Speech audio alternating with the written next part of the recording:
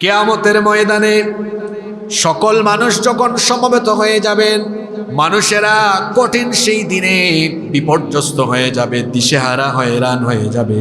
তার কারণ হলো আকাশের ঐশ্বর্য সেই দিন মানুষের মাথার একেবারে নিকটবর্তী হয়ে যাবে, যার ফলে গুনাহগারদের চান্দি ফেটে, মাথার চান্দি ফেটে মগজ গলে গলে, মগজ উতরে উতরে গলে গলে বেয়ে বেয়ে পড়তে থাকবে। সেই দিন হাসরের মাঠে কোনো গাছপালা উদ্ভিদ কিছুই থাকবে না, আল্লাহর আরশের আজিমের ছায়া ছাড়া আর কোনো ছায়া থাকবে না। মানুষেরা পিপাসার যন্ত্রণায় কাতর হয়ে এমন পরিস্থিতির সম্মুখীন হবে, পিপাসার যন্ত্রণায় মানুষের মুখের ভেতর থেকে জিহ্বাটা বের হয়ে কুকুরের মতো নাভি পর্যন্ত ঝুলতে থাকবে। আহারে সেই কঠিন দিন, যেই দিন মানুষ নিজের ঘামে নিজেরাই সাঁতরাতে থাকবে। এই কঠিন পরিস্থিতিতে মানুষেরা দিশেহারা হয়রান হয়ে পঙ্গপালের মতো দিক বিদিক ছোটাছুটি করবে।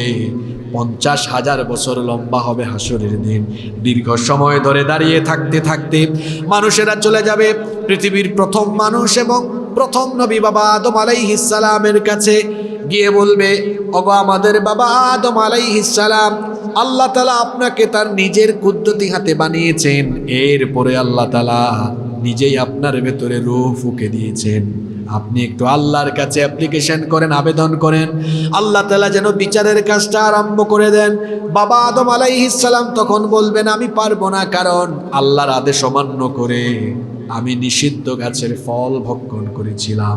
জানি না আজ আল্লাহ তাআলা আমার সাথে কেমন আচরণ করেন, আমি পারবো না, তোমরা চলে যাও আমার ছেলে নূহ এর কাছে। লোকেরা আবার চলে যাবে সাইয়্যিদিনা নূহ আলাইহিস সালামের কাছে। সাইয়্যিদিনা নূহ আলাইহিস সালামের কাছে গিয়ে দেখবে তিনি নফসি নফসি জিকির করছেন, নিজেকে বাঁচানোর জন্য পেরেশান। লোকেরা গিয়ে বলবে, ওগো আল্লাহর পয়গম্বর নূহ, আপনি আল্লাহর কাছে আবেদন করেন, আল্লাহ যেন বিচারের কাজটা আরম্ভ করে দেন। নূহ আলাইহিস সালাম বলবেন, আমিও পারবো না, কারণ আমি আমার উম্মতের জন্য বদদুয়া করেছিলাম। জানি না আজ আল্লাহ তাআলা এজন্য আমার সাথে কেমন আচরণ করেন। লোকেরা আবার চলে যাবে জাতির পিতা ইব্রাহিম আলাইহিস সালামের কাছে। জাতির পিতাকে জোর করে জাতির ঘাড়ে কি জাতির পিতা চাপিয়ে দেওয়া যায়? জাতির পিতা হচ্ছেন সাইয়্যিদিনা ইব্রাহিম আলাইহিস সালাম। লোকেরা আবার জাতির পিতা ইব্রাহিম আলাইহিস সালামের কাছে গিয়ে বলবে, আপনি আল্লাহর কাছে আবেদন করেন, আল্লাহ যেন বিচার আরম্ভ করেন, আমাদের আর সহ্য হয় না, আমরা আর পারছি না। ইব্রাহিম আলাইহিস সালাম বলবেন, আমিও পারবো না। লোকেরা চলে যাবে মূসা আলাইহিস সালামের কাছে, গিয়ে দেখবে তিনিও নফসি নফসি জিকির করে নিজেকে বাঁচানোর চিন্তা করছেন। লোকেরা গিয়ে বলবে, ওগো মূসা পয়গম্বর, আল্লাহর কাছে আপনি আবেদন করেন, তিনি যেন বিচারের কাজটা আরম্ভ করে দেন। মূসা নবী তখন বলবেন, এক থাপ্পড়ে আমি নমরুদের বংশের একজনকে দুনিয়া থেকে বিদায় করেছিলাম, জানি না আজ এজন্য আল্লাহ তাআলা আমার সাথে কেমন আচরণ করবেন, আমিও পারবো না। লোকেরা আবার যাবে সাইয়্যিদিনা ঈসা আলাইহিস সালামের কাছে। ঈসা রূহুল্লাহকে গিয়ে বলবে, আপনি আল্লাহর কাছে দোয়া করেন, তিনি যেন বিচারের কাজটা আরম্ভ করে দেন। ঈসা আলাইহিস সালাম তখন বলবেন, আমিও পারবো না, কারণ খ্রিস্টানরা আমাকে আল্লাহর ছেলে বানিয়ে ফেলেছে, জানি না যে জন্য আল্লাহ তাআলা আমার সাথে কেমন আচরণ করেন। তিনি বলবেন, এত জায়গায় ঘোরাঘুরি করে কোনো লাভ নাই, চলে যাও আখেরি নবী মুহাম্মাদুর রাসূলুল্লাহ সাল্লাল্লাহু আলাইহি ওয়াসাল্লামের কাছে। লোকেরা এবার যখন আখেরি নবীর কাছে গিয়ে যাবে, যাওয়ার পরে একটা ভিন্ন রকম চিত্র দেখবে, যেখানে সব নবী নফসি নফসি জিকিরে ব্যস্ত। গিয়ে দেখবে আমার নবী তো সেই দিনও কেঁদে কেঁদে নফসি নফসি বলার পরিবর্তে কেঁদে কেঁদে উম্মতি উম্মতি বলে চিৎকার করছে। উম্মতের জন্য আমার নবীর কত দরদ, উম্মতের জন্য আমার নবীর কত মায়া। কিয়ামতের ময়দানে উম্মতের জন্য তিনি কাঁদবেন। সারা জীবন 63 বছর তিনি উম্মতের জন্যই কেঁদেছেন। এখনো তিনি রওজা শরীফে উম্মতের জন্য কাঁদেন, হাসরের মাঠেও তিনি উম্মতের জন্য কাঁদবেন। লোকেরা গিয়ে বলবে, আপনি একটু আল্লাহর কাছে দোয়া করেন, তিনি যেন বিচারের কাজটা আরম্ভ করে দেন। আল্লাহর নবী তখন মাকামে মাহমুদের কাছে গিয়ে সাজদায় লুটিয়ে পড়বেন। মাথা নত করে যখন সাজদায় লুটিয়ে পড়বেন, আল্লাহ তাআলা বরদাস্ত করবেন না। আল্লাহ তখন তার নবীকে বলবেন, ইরফা রাসাক, ওগো আমার নবী আপনি আপনার মাথা তুলেন, মাথা উঠান। সাল তুতাহু, কি চাইবেন আপনি চান। আজকে আপনার যার জন্য ইচ্ছে, যার জন্য মন চায়, তাকে সুপারিশ করে সাথে নিয়ে তাদেরকে জান্নাতে চলে যান। আমার নবী এমন নবী, তিনি সুপারিশ করার আগ পর্যন্ত আল্লাহ কিয়ামতের বিচারই শুরু করবেন না। এই জন্য মুসলিম শরীফে হাদিস এসেছে, আল্লাহর নবী বলেছেন, আনা সাইয়্যিদু ওয়ালাদি আদম ইয়াউমাল কিয়ামাহ, কিয়ামতের ময়দানে আল্লাহ তাআলা আমাকে আদম সন্তানদের নেতা বানাবেন। শুধু তাই নয়, ওয়া আউয়ালু মান ইয়ানশাক্কু আনহুল কবর, সর্বপ্রথম আমাকে আল্লাহ কবর থেকে উঠাবেন। ওয়া আউয়ালু শাফি', এবং আমি হব প্রথম সুপারিশকারী। ওয়া আউয়ালু মুশাফফা, আর আমি হলাম সেই ব্যক্তি সবার আগে আল্লাহ আমার সুপারিশ কবুল করবেন। এটা হলো আমার নবীর বিশেষ মর্যাদা। পৃথিবীতে আল্লাহ তাআলা যত নবী এবং রাসূল পাঠিয়েছেন, আমাদের নবী ব্যতীত সকল নবী এবং রাসূলকে আল্লাহ তাআলা তাদের নিজেদের গোত্র, বংশ এবং এলাকার জন্য নবী বা রাসূল বানিয়ে পাঠিয়েছেন। যেমন নূহ আলাইহিস সালামের ব্যাপারে আল্লাহ তাআলা কোরআনে কারীমের 7 নম্বর সূরাতুল আরাফের 59 নম্বর আয়াতে বলছেন, লাকাদ আরসালনা নূহান ইলা কওমিহি فقال يا قوم اعبدوا الله ما لكم من إله غيره। আল্লাহ তাআলা বলছেন, অবশ্যই নূহকে আমি তার কওমের জন্য, তার সম্প্রদায়ের জন্য রাসূল বানিয়ে পাঠিয়েছি।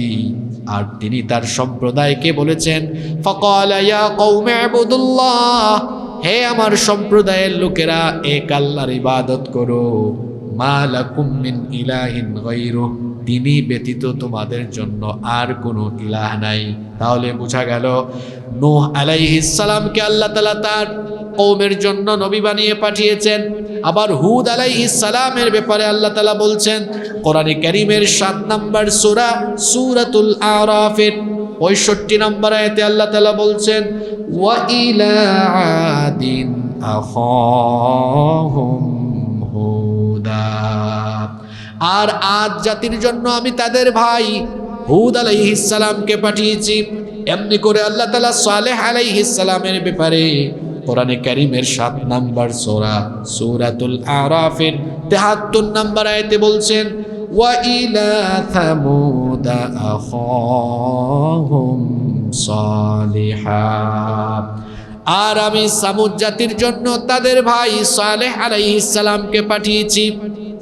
এমনি করে আল্লাহ তাআলা শুআইব আলাইহিস সালামের ব্যাপারে সূরা আরাফের 85 নম্বর আয়াতে বললেন, ওয়া ইলা মাদয়ানা আখাহুম শুআইবা, আর আমি মাদিয়ানবাসীদের জন্য তাদের ভাই শুআইবকে নবী বানিয়ে পাঠিয়েছি।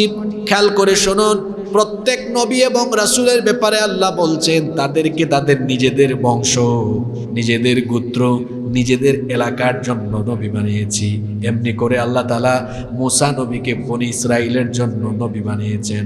সকল নবীকে আল্লাহ তাআলা তাদের নিজেদের গোত্র, বংশ বা এলাকার জন্য নবী বা রাসূল বানিয়েছেন। কিন্তু বলেন তো দেখি, আমাদের নবীর তো জন্ম হয়েছে কুরাইশ বংশে, তাই বলে কি আল্লাহ শুধুমাত্র তাকে কুরাইশ বংশের জন্য নবী বানিয়েছেন নাকি?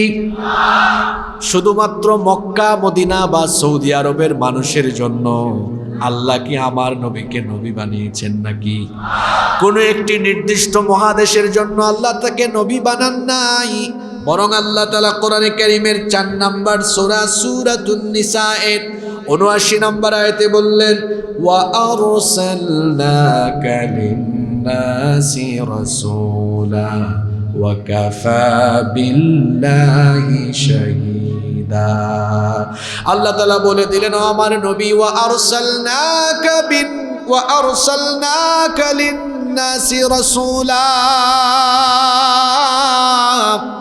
আমি আপনাকে কোনো বংশ, গোত্র বা এলাকার জন্য নবী না বানিয়ে দুনিয়াতে যত মানুষ আছে সকল মানুষের জন্য আমি আপনাকে রাসূল বানিয়েছি।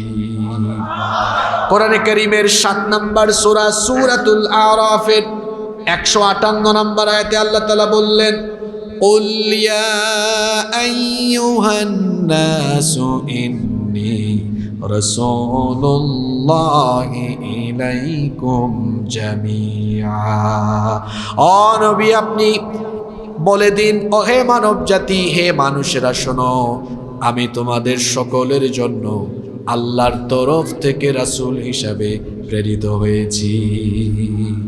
আমাদের নবীর 1 নাম্বার মর্যাদা হলো তিনি কোনো গোত্র, বংশ বা এলাকার জন্য আসেন নাই, বরং তিনি তামাম জাহানের জন্য নবী হিসেবে, রাসূল হিসেবে, রাহমাতাল লিল আলামিন হিসেবে আবির্ভূত হয়েছেন। সুবহানাল্লাহ। আপনাদের মনোযোগ আছে তো? খুব খেয়াল করে শুনবেন, কোনো একটি পয়েন্ট যেন ছুটে না যায়। নাম্বার 2 নাম্বার, আমাদের নবীকে আল্লাহ তাআলা শুধু দুনিয়ার সকল মানুষের নবী বানান নাই, বরং সকল নবী রাসূলদেরও ইমাম, সাইয়্যিদ, অর্থাৎ সাইয়্যিদুল আলামিন, ইমামুল আম্বিয়া ওয়াল মুরসালিন, সকল নবী আর রাসূলদের ইমাম, লিডার, নেতা আল্লাহ বানিয়ে দিয়েছেন। সুবহানাল্লাহ। যেই রাতে আল্লাহ তাআলা তার নবীকে মেরাজে নিয়েছেন, আপনারা জানেন বাইতুল্লাহ থেকে বাইতুল মুকাদ্দাস পর্যন্ত যখন নবীজির ভ্রমণ হলো, বাইতুল মুকাদ্দাসে একটা যাত্রা বিরতি দেওয়া হলো। সেখানে আল্লাহর নবীর জন্য অতীতে যত নবী রাসূল এসেছেন সকল নবী রাসূলগণকে সেখানে উপস্থিত করা হলো। সেখানে পৃথিবীর প্রথম মানুষ এবং প্রথম নবী আমাদের বাবা আদম আলাইহিস সালাম থেকে নিয়ে শুরু করে ঈসা ইবনে মারইয়াম পর্যন্ত সব নবী এবং রাসূল উপস্থিত ছিলেন। জিবরিল আমিন বললেন, ওগো আল্লাহর নবী, আপনি সামনে যান, নামাজে ইমামতি করেন। আল্লাহর নবী বললেন, এখানে আমার চাইতে সিনিয়র নবী আছেন, আমি কেমনে যাব? জিবরিল আমিন বললেন, এটা হলো আল্লাহর সিদ্ধান্ত, সকল নবী এবং রাসূলদের উপস্থিতিতে আজকের এই নামাজে ইমামতির মাধ্যমে আল্লাহ তাআলা আপনাকে সকল নবী এবং রাসূলদের ইমাম বানিয়ে দিবে।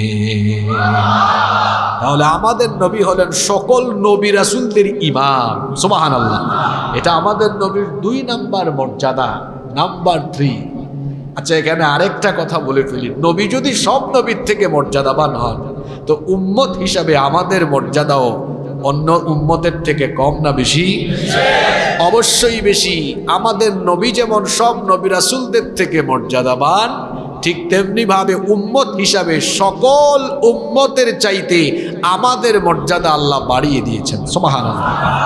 এই জন্য অনেক নবী রাসূলরাও নবী হওয়ার পরেও আখেরি নবীর উম্মত হতে চেয়েছেন। সুবহানাল্লাহ।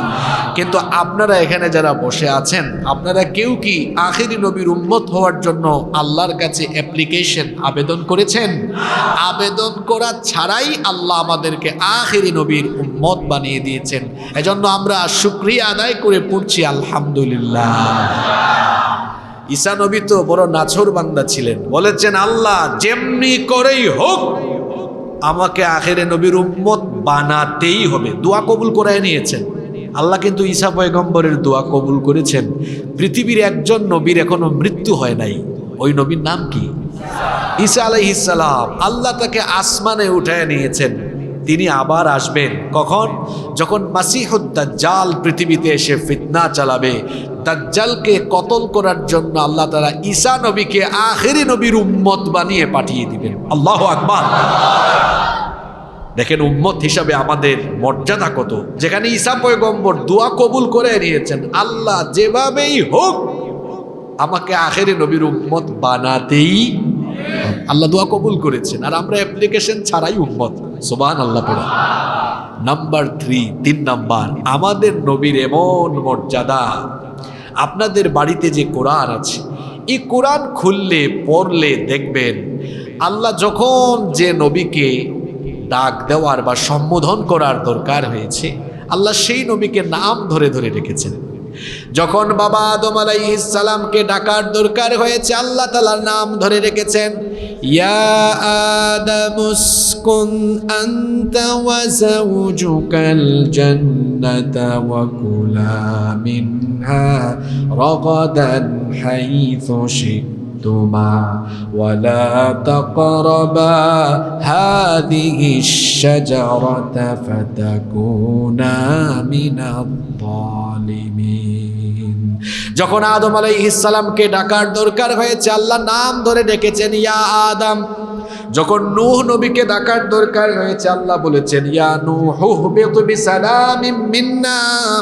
যখন মুসা নবীকে ডাকার দরকার হয়েছে, আল্লাহ বলেছেন, ইয়া মুসা ইন্নী আনাল্লাহু রাব্বুল আলামিন। যখন দাউদ আলাইহিস সালামকে ডাকার দরকার হয়েছে, আল্লাহ বলেছেন, ইয়া দাউদা ইন্না জাআলনাকা খলিফাতান ফিল আরদ। যখন ইব্রাহিম আলাইহিস সালামকে ডাকার দরকার হয়েছে, আল্লাহ ডেকেছেন, ইয়া ইব্রাহিম ক্বাদ সাদ্দাকতার রুয়া ইন্না কাযালিকা নাজজিল মুহসিনিন। ইব্রাহিম আলাইহিস সালামকে আল্লাহ নাম ধরে রেখেছেন। যখন লূত আলাইহিস সালামকে ডাকার দরকার হয়েছে, বলেছেন, ইয়া লূত। ইয়াহইয়া আলাইহিস সালামকে ডাকার দরকার হয়েছে, আল্লাহ বলেছেন, ইয়া ইয়াহইয়া খুযিল কিতাবা বিকুওয়া। যখন জাকারিয়া আলাইহিস সালামকে ডাকার দরকার হয়েছে, ডেকেছেন, ইয়া জাকারিয়া। কিন্তু আপনারা বলেন তো, কোরআন তেলাওয়াত করলে বা শুনলে অথবা রমজান মাসের তারাবিতে যখন আপনারা কোরআন শুনেন, কোনোদিন কি কাউকে তেলাওয়াত করতে শুনেছেন নাকি? কোরআনের কোথাও কি ইয়া মুহাম্মদ আছে নাকি? তাহলে আপনাদের মাথায় প্রশ্ন আসতে পারে, ইয়া মুহাম্মদ যেহেতু নাই, তাহলে আল্লাহ তার নবীকে কেমন করে ডেকেছেন? আল্লাহ তাআলা যখনই তার নবীকে ডাকার দরকার হয়েছে, নবুয়ত এবং রিসালতের বিশেষণকে বিশেষায়িত করে সম্বোধন করেছেন। যেমন আল্লাহ তাআলা যখন ডাক দেওয়ার দরকার হয়েছে, এভাবে তার নবীকে ডেকেছেন, ইয়া আইয়ুহান নাবিয়্যু হাসবুকাল্লাহু ওয়া মানিত্তাবা'আকা মিনাল মুমিনিন। আল্লাহ ডেকেছেন, ইয়া আইয়ুহান নাবিয়্যু, হে আমার নবী। অথবা আল্লাহ এভাবে ডেকেছেন, ইয়া আইয়ুহার রাসূলু বাল্লিগ মা উনজিলা ইলাইকা মির রাব্বিক। এখানে আল্লাহ বলেছেন, ইয়া আইয়ুহার রাসূল। যখন ডাকার দরকার হয়েছে, বলেছেন, হে আমার নবী, অথবা ডেকেছেন, হে আমার রাসূল। আর শোনেন, মাঝে মাঝে আবার আল্লাহ তাআলা অবস্থা বুঝে ব্যবস্থা নিয়েছেন। সেটা কিরকম? আল্লাহর নবীর কাছে যখন হেরা গুহায় সর্বপ্রথম জিবরিল আমিন ওহী নিয়ে আসলেন, এরপরে কয়েকদিন ওহী নাজিলের ধারাবাহিকতা বন্ধ ছিল। এটাকে বলা হয় ফাতরাতুল ওহী, ওহীর বিরতিকাল। আল্লাহর নবী হেরা গুহা থেকে আসা যাওয়া করেন, কিন্তু জিবরিলের সাথে দেখা সাক্ষাৎ হয় না। আল্লাহর নবী বড় হতাশ হয়ে গিয়েছেন, তাহলে কি আমার উপরে আর ওহী আসবে না? আল্লাহর নবী একদিন হেরা গুহা থেকে নেমে আসতেছেন, এমন সময় তার কানে আওয়াজ শোনা গেল, কে জানি তাকে ডাকছে। আল্লাহর নবী একবার ডানে তাকালেন, কাউকে দেখলেন না। আরেকবার বামে তাকালেন, কাউকে দেখলেন না। এবার যখন সামনের দিকে তাকালেন, তিনি দেখতে পেলেন বিশাল আকৃতির চেহারা, পা হচ্ছে জমিনে আর মাথা হচ্ছে আসমানের উপরে। বিশাল আকৃতির এক লোক বিরাট বড় সিংহাসনে বসে আছেন, যার সাথে 600 ডানা রয়েছে। আল্লাহু আকবার। জিবরিল আমিনকে আল্লাহর নবী সশরীরে জিবরিলের আসল সুরতে দেখলেন। দেখার পরে অজ্ঞান হয়ে গেলেন, বেহুশ হয়ে গেলেন। বাড়িতে গিয়ে আমাদের মা আম্মাজান খাদিজা আত-তাহেরা রাদিয়াল্লাহু আনহাকে বললেন, খাদিজা, আমাকে তুমি চাদর দিয়ে ঢেকে দাও। আল্লাহর নবী চাদর আবৃত হয়ে শুয়ে আছেন। এটা দেখে আল্লাহ তাআলা কেমন করে নবীকে ডাকলেন শোনেন, অবস্থা বুঝে ব্যবস্থা। আল্লাহ তাআলা নবীকে সম্বোধন করলেন, ইয়া আইয়ুহাল মুদ্দাথিরু কুম ফাআনযির ওয়া রাব্বাকা ফাকাব্বির ওয়া সিয়াবাকা ফাতাহির। আল্লাহ ডাক দিয়েছেন, ইয়া আইয়ুহাল মুদ্দাথির, হে চাদর আবৃতকারী, কুম ফাআনযির, উঠো এবং মানুষকে সতর্ক করো। আল্লাহু আকবার। দেখেছেন, আল্লাহ তো এখানে বলতে পারতেন, হে মুহাম্মদ উঠো। আল্লাহ এটা বলেন নাই, বলেছেন হে চাদর আবৃতকারী। কত সম্মান, কত মর্যাদা আল্লাহ তার নবীকে দিয়েছেন। নিজে কখনো তার নবীকে তিনি নাম ধরে ডাকেন নাই। সুবহানাল্লাহ। নিজে তো আল্লাহ তার নবীকে নাম ধরে কখনোই ডাকেননি, সাথে সাথে আমাদেরকে আল্লাহ সতর্ক করে দিলেন, কোরআনুল কারীমের 24 নম্বর সূরা সূরাতুন নূরের 63 নম্বর আয়াতে আল্লাহ তাআলা বললেন, লা তাজআলু দুআআর রাসূলি বাইনাকুম কাদুআই বা'দিকুম বা'দা। তোমরা যেভাবে পরস্পরকে একজন আরেকজনকে যেভাবে নাম ধরে ডাকাডাকি করো, আবুল কালাম, আব্দুল সালাম, আব্দুর রহমান, একজন আরেকজনকে নাম ধরে ডাকো, খবরদার আমার নবীকে কখনো এইভাবে তোমরা নাম ধরে ডেকো না। যদি আমার নবীকে নাম ধরে অভদ্রতা সুলভ আচরণ করে ডাকাডাকি করো, আনতাহবাতা আমালুকুম, জীবনের সকল আমলগুলোকে যিনি বরবাদ করে দিবেন তিনি কে? তাহলে আমাদের নবীর 3 নাম্বার মর্যাদা হলো আমাদের নবীকে কখনোই আল্লাহ নাম ধরে ডাকেন। 4 নাম্বার, আমার নবীর 4 নাম্বার মর্যাদা হলো তিনি হচ্ছেন খাতামুন নবিয়্যিন। আল্লাহ তাকে প্রেরণের মধ্য দিয়ে নবুয়তের গেটকে চিরতরে লক করে দিয়েছেন, বন্ধ করে দিয়েছেন। পৃথিবীতে আর কখনো কোনোদিন কোনো নবী বা রাসূলের আগমন। রব্বুল আলামিন কোরআনুল কারীমের 33 নম্বর সূরা সূরাতুল আহজাবের 40 নম্বর আয়াতে বলছেন, মা কানা মুহাম্মাদুন আবা আহাদিম মির রিজালিকুম ওয়ালাকিন রাসূলুল্লাহি ওয়া খাতামান নাবিয়্যিন ওয়া কানা আল্লাহু বিকুল্লি শাইইন আলিমা।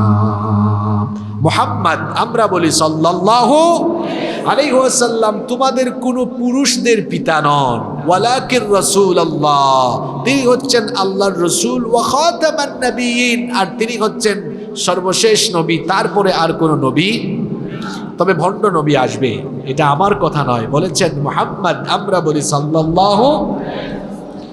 বুখারী শরীফের হাদিস, এই হাদিসটি বর্ণনা করেছেন সবচাইতে বেশি সংখ্যক হাদিস বর্ণনাকারী সাহাবী আবু হুরায়রা রাদিয়াল্লাহু আনহু।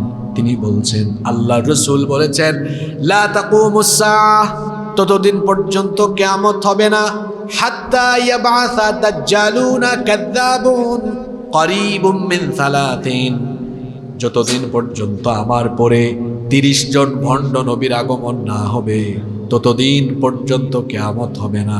আল্লাহর নবী বলেছেন, আল্লাহর নবীর পরে কিয়ামতের আগ পর্যন্ত সর্বমোট ভণ্ড নবী হিসাবে নিজেদেরকে দাবি করবে কতজন? কতজন? ইতিহাস পর্যালোচনা করলে দেখা যায় এখনো পর্যন্ত এর সংখ্যা 27 বা 28-এ এসেছে।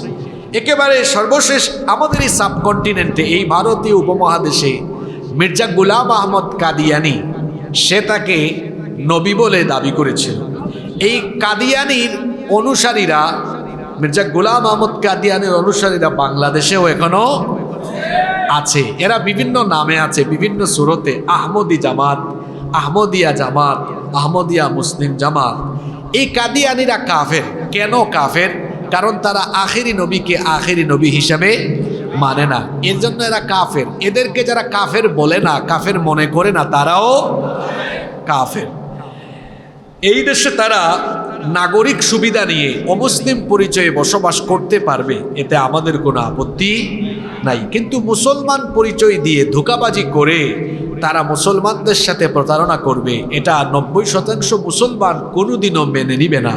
এজন্য গত 54 বছর ধরে আমরা এই বাংলাদেশে দলমত নির্বিশেষে সকল উলামা মাশায়েখ আমরা রাষ্ট্রের কাছে দাবি জানিয়ে এসেছি যে এই কুখ্যাত কাদিয়ানীদেরকে কাফের রাষ্ট্রীয়ভাবে ঘোষণা করতে হবে, কারণ এরা মুসলমান নয়। কিন্তু যখনই যারা যে সময়ে ক্ষমতায় থেকেছেন, কেউ তারা এই বিষয়ে কর্ণপাত করেননি, এই বিষয়ে তারা বাস্তবায়ন করেননি। যদিও তারা বলেন আমরা মানুষের সেন্টিমেন্ট বুঝে রাজনীতি করি, কিন্তু আসলে সত্য কথা হলো 54 বছর ধরে আমরা দেখেছি এই দেশে বেশিরভাগ লোক এরা রাজনীতির নামে রাষ্ট্রযন্ত্রকে খেলনার মতো ব্যবহার করে, পেট নীতি করে করে নিজেরা সম্পদের পাহাড় গড়ে আঙ্গুল ফুলে কলা গাছ হয়েছে, মাঝখান দিয়ে জনগণ আর দেশের তারা 12টা বাজিয়েছে। কাদিয়ানীরা কুখ্যাত কাফের, এদেরকে রাষ্ট্রীয়ভাবে কাফের ঘোষণা করা এটা হচ্ছে 90% মুসলমানের দেশে রাষ্ট্রপ্রধান বা সরকারে যারাই থাকবে এটা তাদের দায়িত্ব। আমরা তো বলছি না যে কাদিয়ানীদেরকে দেশ থেকে বের করে দিতে হবে, মারতে হবে, নির্যাতন করতে হবে, এটা আমরা বলছি না। এই দেশে হিন্দু, বৌদ্ধ, খ্রিস্টান, অন্যান্য অমুসলিমেরা যেভাবে নাগরিক সুবিধা নিয়ে বসবাস করে, কাদিয়ানীরাও এইভাবে এই দেশে তারা সকল নাগরিক সুবিধা নিয়ে বসবাস করবে, এটা আমাদের কোনো আপত্তি। শুধু আইডেন্টিটি বদলাতে হবে, পরিচয় বদলাতে হবে। হয় তওবা করে মুসলমান হতে হবে, নইলে কাদিয়ানীর অনুসারী হয়ে মুসলমান পরিচয় দিয়ে তারপরে ধোঁকাবাজি করে মুসলমান পরিচয়ে এই দেশে থাকা যাবে না। সরকারকে অবশ্যই কাদিয়ানীদের ব্যাপারে সিদ্ধান্ত নিয়ে এদেরকে রাষ্ট্রীয়ভাবে অমুসলিম ঘোষণা করতে হবে। আপনারাও ঠিক বললেন আর আমিও বক্তব্য দিয়ে দিলাম, কিন্তু এই ঠিক বেঠিকে বলায় রাষ্ট্রের কিছু আসে যায় না। আমার তো মনে হয় এই সিদ্ধান্ত ততদিন পর্যন্ত বাস্তবায়ন হবে না যতদিন না পার্লামেন্টে, যতদিন না গণভবন, বঙ্গভবনে আলেম ওলামা আর এই দেশের মানুষের অনুভূতি বুঝে যারা দেশ পরিচালনা করবেন তারা যতদিন না পর্যন্ত এই জায়গাতে যাবেন, আমার মনে হয় এই সিদ্ধান্ত ততদিন পর্যন্ত বাস্তবায়ন হবে না। এজন্য আমরা দেশের কল্যাণের স্বার্থে আমরা আলেম ওলামাদের সাথে আছি না নাই? আল্লাহ আমাদেরকে কবুল করেন। কষ্ট হচ্ছে আপনাদের? নাম্বার 5, আমাদের নবীর 5 নম্বর বৈশিষ্ট্য হলো আল্লাহ তাআলা সব নবী রাসূলদের উপরে তাকে এমন মর্যাদা দিয়ে রেখেছেন। কাফিররা তো চেয়েছিল নবীজির নামকে মুছে দিবে, আর আল্লাহ বলেছেন ওয়া রাফা'না লাকা যিকরাক, আমি আপনার মর্যাদাকে আরো সুউচ্চ, আরো সমুন্নত করে দিব। আল্লাহ তার নবীকে এত সুউচ্চ আর সমুন্নত মর্যাদায় আসীন করেছেন। আপনি দেখবেন যেখানেই আল্লাহর নাম সেখানেই আছে রাসূলের নাম। সুবহানাল্লাহ। আজানের বাক্যগুলো খেয়াল করেন, আশহাদু আল্লা ইলাহা ইল্লাল্লাহ, এর পরের বাক্যই হচ্ছে আশহাদু আন্না মুহাম্মাদার। আল্লাহর নাম যেখানে, রাসূলের নাম সেখানে আছে না নাই? নাম্বার 6 নাম্বার, আমাদের নবীর 6 নাম্বার মর্যাদা হলো আল্লাহ তাআলা আমাদের নবীকে সাহিবুল কাউসার, কাউসারের মালিক বানিয়ে দিয়েছেন। কিয়ামতের ময়দানে সর্বপ্রথম আল্লাহ তার নবীকে কাউসারের দায়িত্ব দান করবেন। সুবহানাল্লাহ। এজন্য আল্লাহ তাআলা সূরা কাউসারের মধ্যেও বলেছেন, যারা পারেন আমার সাথে পড়েন, ইন্না আতাইনাকাল কাউসার, নিশ্চয়ই আমি আপনাকে কাউসার দান করেছি। আল্লাহর নবী বলেছেন, কিয়ামতের ময়দানে আকাশে যতগুলো তারকা আছে, কিয়ামতের ময়দানে আকাশের তারকা সমপরিমাণ হাউজে কাউসারের পেয়ালা আল্লাহ তাআলা আমাকে দান করবেন।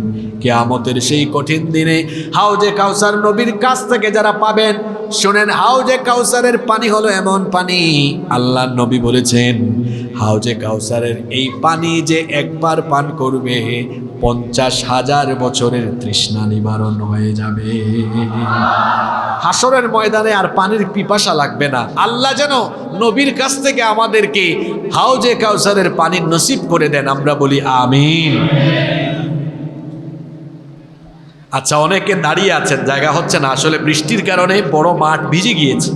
যদি কষ্ট হয়, মসজিদের ভেতরে সুন্দর ব্যবস্থাপনা আছে, প্রজেক্টরও আছে। আর যদি মনে করেন না কষ্ট হচ্ছে না, তাহলে সুশৃঙ্খলভাবে আমরা দাঁড়াবো। আল্লাহ তোমার বান্দাদের এই ত্যাগ, এই কুরবানি তুমি কবুল করে নাও। আপনারা আমাকে সময় দিবেন তো?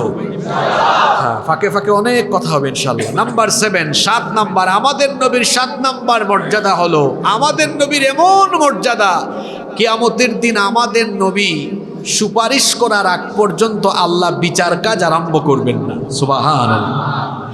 কিয়ামতের ময়দানে সকল মানুষ যখন সমবেত হয়ে যাবেন, মানুষেরা কঠিন সেই দিনে বিপর্যস্ত হয়ে যাবে, দিশেহারা হয়রান হয়ে যাবে।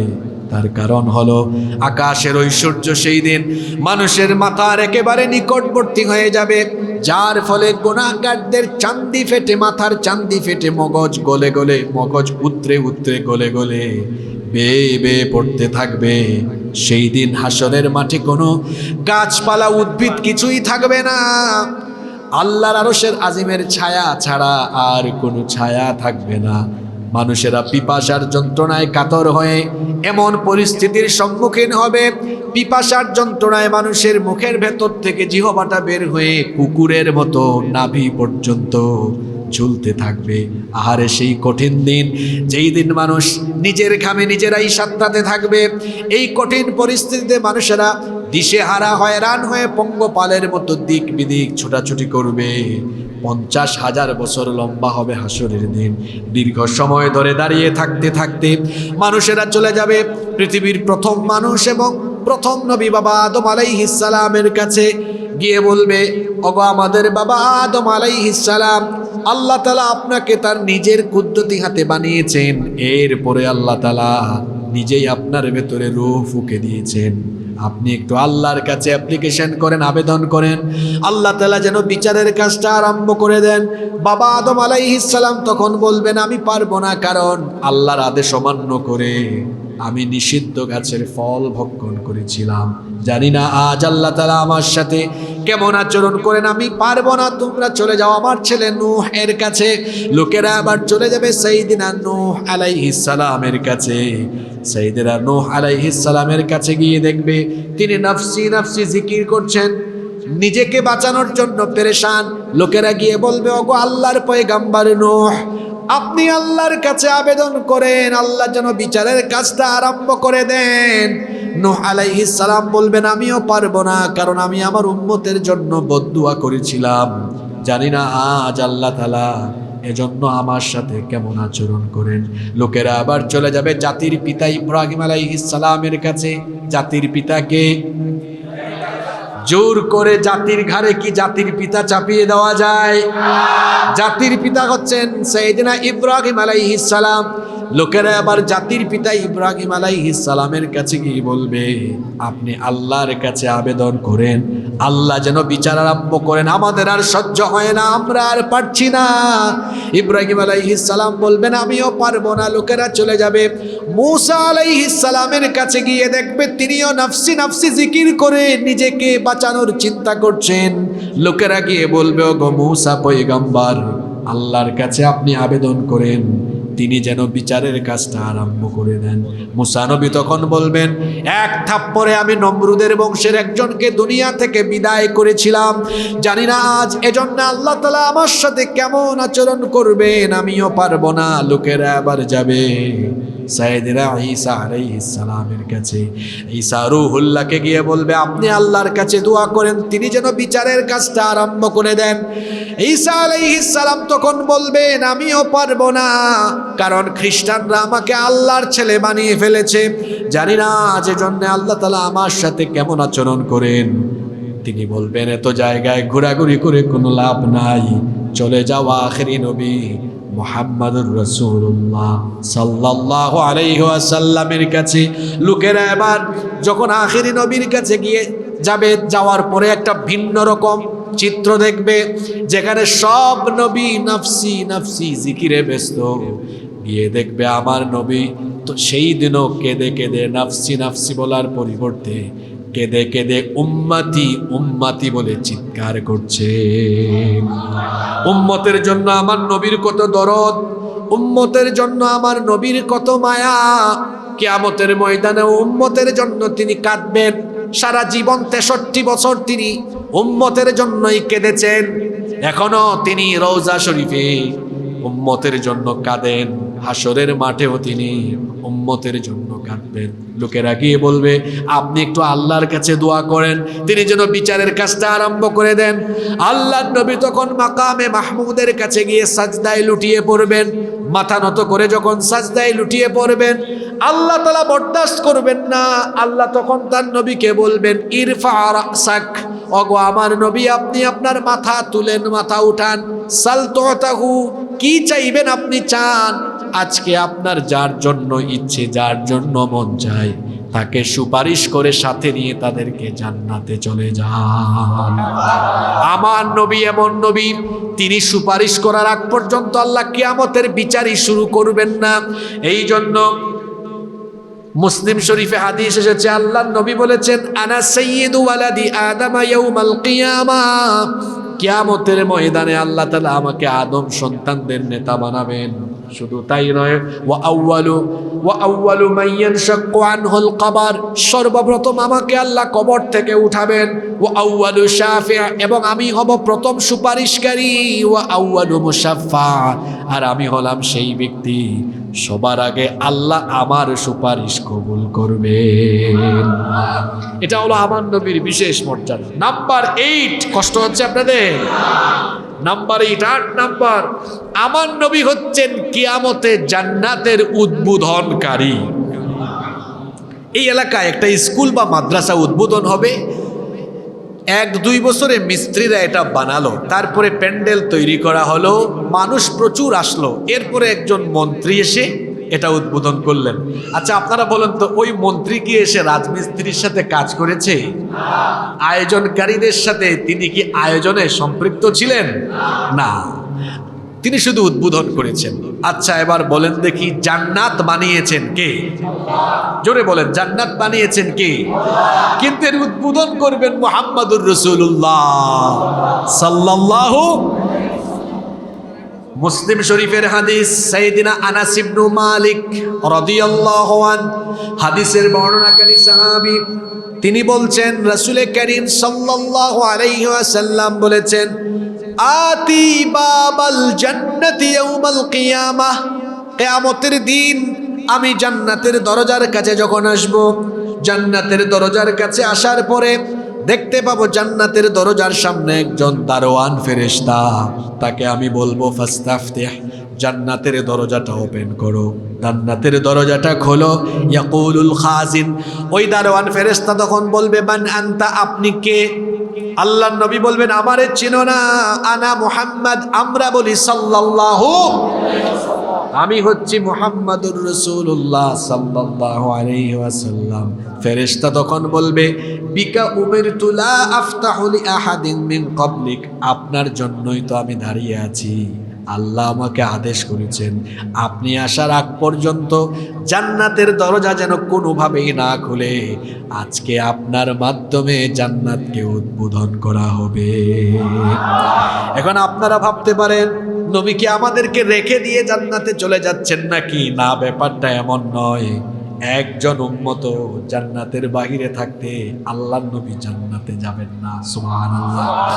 আর উম্মত হিসাবে আমাদের মর্যাদাও এত বেশি, কিয়ামতের দিন আমাদের উম্মত জান্নাতে ঢুকবে না যতক্ষণ অন্য কোন নবীর উম্মত জান্নাতে ঢুকতে পারবে না ততক্ষণ। তার মানে হলো সকল নবীর উম্মতদের আগে আল্লাহ আমাদের উম্মতকে জান্নাতে আগে ঢুকাবে। এটা কি করে আপনাদেরকে বুঝাই? আপনারা যারা বিদেশে যান, নিয়মিত সফর করেন বা মাঝে মাঝে যান, তো বিমানে তো 2-3 ক্লাসের সিট থাকে, economy class, business class, executive class থাকে না? এখন এক্সিকিউটিভ ক্লাস বা বিজনেস ক্লাসে যাদের সিট বুকিং দেওয়া থাকে, এরা যে কোনো সময়ে ঢুকলে লাইন ধরা লাগে না, বরং এয়ারলাইন্সের দায়িত্বপ্রাপ্ত কর্মকর্তারা দেখলেই, স্যার আসেন আপনি সবার আগে। ইকোনমি ক্লাসের এরা লাইনে দাঁড়িয়ে আছে। এমন সময় যদি বিজনেস ক্লাস বা এক্সিকিউটিভ ক্লাসের কোনো যাত্রী যান, ওরা লাইনেই থাকে, দেখা যায় ওনাকে আগে নিয়ে ভিআইপি ভাবে দিয়ে দেয়। সকল উম্মতের চাইতে এই উম্মত দামি, এই উম্মত ভিআইপি উম্মত, ভিআইপি উম্মত। কিয়ামতের ময়দানে মুসা নবীর উম্মত, ঈসা নবীর উম্মত, ইব্রাহিম নবীর উম্মত, সব নবীর উম্মত লাইন ধরে দাঁড়ায় থাকবে। উম্মতে মুহাম্মদীকে সবার চোখের সামনে আগে জান্নাতে ঢুকানো হবে। আলহামদুলিল্লাহ পড়বেন না? নবীও যেমন দামি, উম্মতও তেমন। কষ্ট হচ্ছে আপনাদের? নাম্বার 9, আমাদের নবীর 9 নাম্বার মর্যাদা হলো, এমন এক নবী আমরা পেয়েছি যেই নবীর উপরে সরাসরি আল্লাহ এবং ফেরেশতাও দুরূদ পড়ে। সুবহানাল্লাহ। কোরআনুল কারীমের 33 নাম্বার সূরা, সূরাতুল আহজাবের 56 নাম্বার আয়াত। এই আয়াতটা আপনাদের সকলের পরিচিত, যারা পারেন আমার সাথে পড়েন। আল্লাহ তাআলা বলছেন, ইন্নাল্লাহা ওয়া মালাইকাতাহু ইউসাল্লুনা আলান নাবিয়্যি ইয়া আইয়ুহাল্লাযীনা আমানু সাল্লু আলাইহি ওয়া وسلموا تسليما আল্লাহ তাআলা বলছেন নিশ্চয়ই আল্লাহ এবং ফেরেশতারা নবীর উপর দুরূদ বর্ষণ করেন, তোমরাও নবীর উপরে দুরূদ পড়ো। নবীর উপর দুরূদ পড়া এটা অত্যন্ত লাভজনক আমল। আল্লাহর নবীর উপরে দুরূদ পড়া এটা অত্যন্ত লাভজনক আমল। আল্লাহর নবী বলেছেন মান সাল্লা আলাইয়া, যেই ব্যক্তি মান সাল্লা আলাইয়া সালাতান ওয়াহিদাতান, যে ব্যক্তি আমার উপরে মাত্র একবার দুরূদ পড়ে সাল্লাল্লাহু আলাইহি আশরু সালাওয়াত, আল্লাহ ওই ব্যক্তির উপরে সাথে সাথে 10 বার রহমত নাজিল করেন। এখানেই শেষ নয়, ওয়া হুত্তাত আনহু আশরু খতিআত, যে ব্যক্তি আল্লাহর নবীর উপরে একবার দুরূদ পড়ে আল্লাহ তাআলার সাথে সাথে ওই ব্যক্তির আমলনামা থেকে 10টা সগীরা গুনাহ মুছে দেন। শুধু তাই নয়, ওয়া রুফিআত লাহু আশরু দারাজাত, আল্লাহ তাআলা ওই ব্যক্তির 10টা মর্যাদা বৃদ্ধি করে দেন। দুরূদ পড়লেন একবার, আর লাভ হয় 330 গুণ। কিভাবে 330?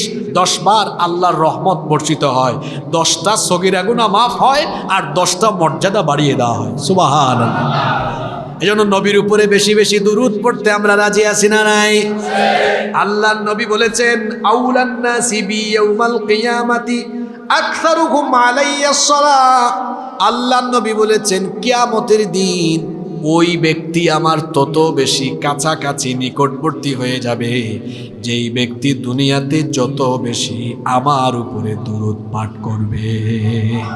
তার মানে দুনিয়াতে যে ব্যক্তি নবীর উপরে দুরূদ পড়ে যত বেশি, কিয়ামতের দিন ওই ব্যক্তি নবীজির কাছাকাছি থাকবে তত বেশি। সুবহানাল্লাহ। এই যে আজকে যে দিন গেল, এই দিনের নাম কি? জুমার দিন। এই জুমার দিনের কিন্তু একটা স্পেশাল আমলই হলো বেশি বেশি দুরূদ পড়া। জুমার দিনের বিশেষ কয়েকটা আমল আছে না? সূরা কাহাফ পড়া। আপনারা সূরা কাহাফ পড়েন তো? জুমার দিনের সিলেবাস বানাবেন সবাই। আমি বলেছিলাম আজকে আলোচনা পয়েন্টের ফাঁকে ফাঁকে অনেক আমলের কথা, আবার বাস্তব ভিত্তিক অনেক কথাও বলবো, এগুলো খেয়াল করবেন। জুমার দিনের বিশেষ বিশেষ যে আমল আছে এগুলো আপনাদের কর্মযজ্ঞের ভেতরে রাখবেন। প্রত্যেক জুমাবারে অবশ্যই সূরা কাহাফ পড়বেন, কারণ আল্লাহর নবী বলেছেন যেই ব্যক্তি জুমার দিনে সূরা কাহাফ তেলাওয়াত করবে, আল্লাহ তাআলা ওই ব্যক্তির পায়ের তলা থেকে নিয়ে একেবারে আসমান পর্যন্ত এই মাঝখানের অংশটা আল্লাহ তাআলা তার জন্য নূর দিয়ে ভরপুর করে দিবেন। সুবহানাল্লাহ। অন্য রিওয়ায়াতে এসেছে সূরা কাহাফ তেলাওয়াত করলে, সূরা কাহাফের 10 আয়াত প্রথম বা শেষের দিকের 10 আয়াত পারলে মুখস্থ করবেন। আল্লাহর নবী বলেছেন যারা এটা করবে আল্লাহ তাকে দাজ্জালের ফিতনা থেকে বাঁচিয়ে দিবেন। সূরা কাহাফের উপর আমল করলে কিয়ামতের দিন পুলসিরাত পার হওয়ার জন্য আল্লাহ তাআলা আপনাকে একটা বিশেষ নূর দান করে দিবেন। আর আরেকটা স্পেশাল আমল হলো দুরূদ পড়া, নবীর উপর বেশি বেশি দুরূদ পড়া। আল্লাহর নবী বলেছেন ইয়াউমুল জুমআ, জুমার দিনে ফাআকসিরু ফিহি আলাইয়া সালাম, বেশি বেশি আমার উপরে জুমার দিনে দুরূদ পড়ো। আপনারা দুরূদ পড়বেন তো ইনশাআল্লাহ? যে ব্যক্তি নবীর নাম শুনে দুরূদ পড়ে না, আল্লাহর নবী বলেছেন সে হলো সবচেয়ে বড় কৃপণ, সবচেয়ে বড়। আল্লাহর নবী বলেছেন আল বাখিলু মান যুকিরাত ইনদাহু ফালাম ইউসাল্লি আলাইহি, সবচাইতে বড় কৃপণ হলো ওই ব্যক্তি যেই ব্যক্তি আমার নাম শুনেও দুরূদ পড়ে না। আমরা কৃপণ হতে চাই নাকি? এজন্য বেশি বেশি নবীর উপর দুরূদ পড়বেন। আর যে ব্যক্তি নবীর নাম শুনেও দুরূদ পড়ে না, ওই ব্যক্তির উপরে লানত করেছেন মুহাম্মদ। আমরা বলি সাল্লাল্লাহু। আল্লাহর নবী একবার মিম্বরে আরোহণ করছেন, প্রথম সিঁড়িতে উঠার পরে বললেন আমিন, দ্বিতীয় সিঁড়িতে উঠার পরেও বললেন আমিন। বলেন তো মিম্বরের মধ্যে সিঁড়ি থাকে কয়টা? তৃতীয় সিঁড়িতে উঠার পরেও বললেন আমিন। সাহাবীরা কিছুই বুঝলেন না। সাহাবীরা বললেন ওগো আল্লাহর নবী, কেন আপনি 3 বার আমিন বলেছেন? আল্লাহর নবী বললেন আমার ভাই জিবরিল এসেছিলেন, এসে আমাকে বললেন ওই ব্যক্তি ধ্বংস হোক যে ব্যক্তি রমজান মাস পেয়েও গুনাহ মাফ করাতে পারল না, এই জন্য প্রথম সিঁড়িতে বলেছি আমিন। দ্বিতীয়বার আমিন এই জন্য বলেছি আমার ভাই জিবরিল বলেছে ওই ব্যক্তিও ধ্বংস হোক যে তার মা বাবা দুজনকে বা কোনো একজনকে পেয়েও জান্নাত হাসিল করতে পারল না, পিতামাতার খেদমত করে আল্লাহকে খুশি করতে পারল না, ওই ব্যক্তির উপরেও লানত। এজন্য আমি বলেছি আমিন। এরপরে আমার ভাই জিবরিল তৃতীয়বার বলেছেন ওই ব্যক্তি ধ্বংস হোক, ওই ব্যক্তির জন্য লানত যে আপনার নাম শুনে, নবীর নাম শুনে দুরূদ পড়ে না, ওই ব্যক্তির উপরেও লানত। এজন্য আমি বলেছি আমিন। তাহলে বোঝা গেল নবীর নাম শুনেও যারা নবীর উপর দুরূদ পড়ে না, এদের উপরে কি? সবাই বলেন এদের উপরে কি? আমরা কি লানত প্রাপ্তদের কাতারে শামিল হতে চাই? না না না, আমরা নবী প্রেমিকদের কাতারে শামিল হতে চাই। এজন্য নবীর নাম শুনলেই আমরা নবীর উপর দুরূদ পড়ব। রাজি আছেন? আল্লাহ সবাইকে তৌফিক দান করেন। আল্লাহ নবীর 10 নম্বর মর্যাদা হলো তিনি এমন এক নবী, আল্লাহ তাআলা নবীর প্রশংসা করে চরিত্রের সার্টিফিকেট দিয়ে সরাসরি কোরআনের আয়াত নাজিল করেছেন। সুবহানাল্লাহ।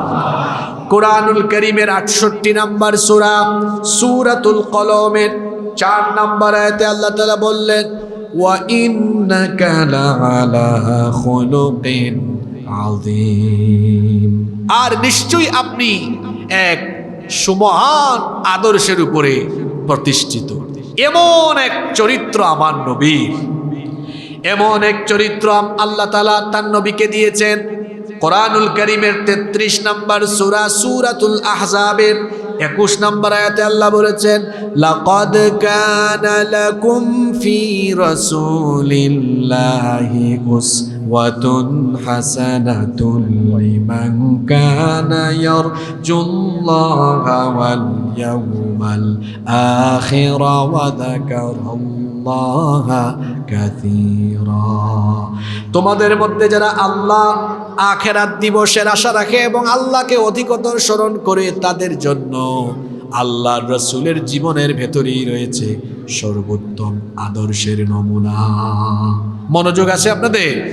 খেয়াল করে শুনেন, তিনি সকল বয়সের, সকল শ্রেণী পেশার, সকল সেক্টরের জন্য তিনি হচ্ছেন অনুপম আদর্শ।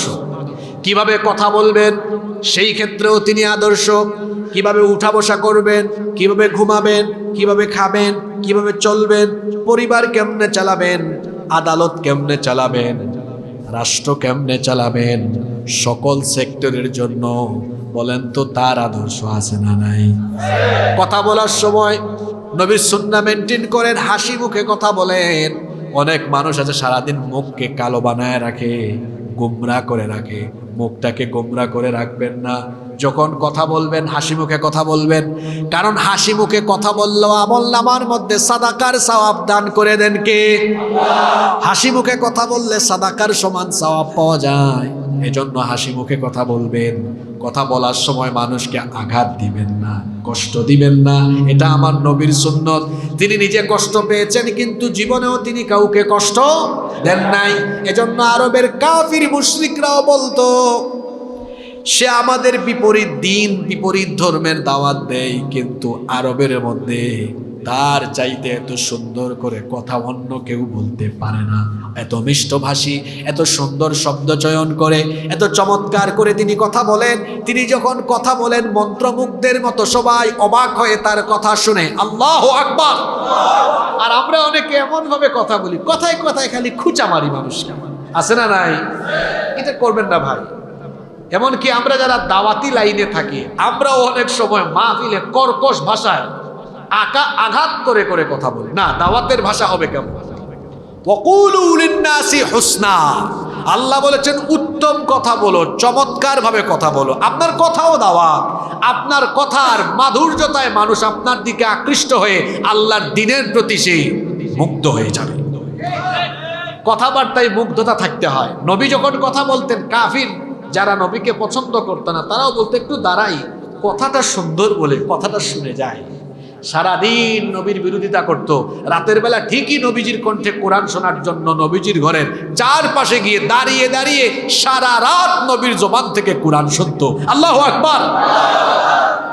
আমরা যারা দ্বীনের দাওয়াতি কাজ করি বা ইসলামী আন্দোলনের কাজে যারা সম্পৃক্ত, আপনাদের প্রত্যেকের কথায় মাধুর্যতা থাকতে হবে, যেন আপনার আদর্শের বিপরীত লোকেরা আপনাকে অপছন্দ করলেও কোথাও আপনি কথা বললে যেন দাঁড়ায়া দাঁড়াই আপনার কথা শুনে এই যোগ্যতায় আপনাকে উত্তীর্ণ হতে হবে। আঘাত করে কথা বলবেন না, নরম ভাষায় দরদ দিয়ে আন্তরিকতা দিয়ে কথা বলবেন। কারণ কথা হলো এমন জিনিস, অস্ত্র দিয়ে মানুষকে যতটা ঘায়েল করা যায় তার চেয়ে বেশি ঘায়েল করা যায় কথা দিয়ে। দেখেন নাই আমার দেশ থেকে একজন পালিয়ে যেতে হয়েছে শুধু জবানের অপব্যবহার করার কারণে।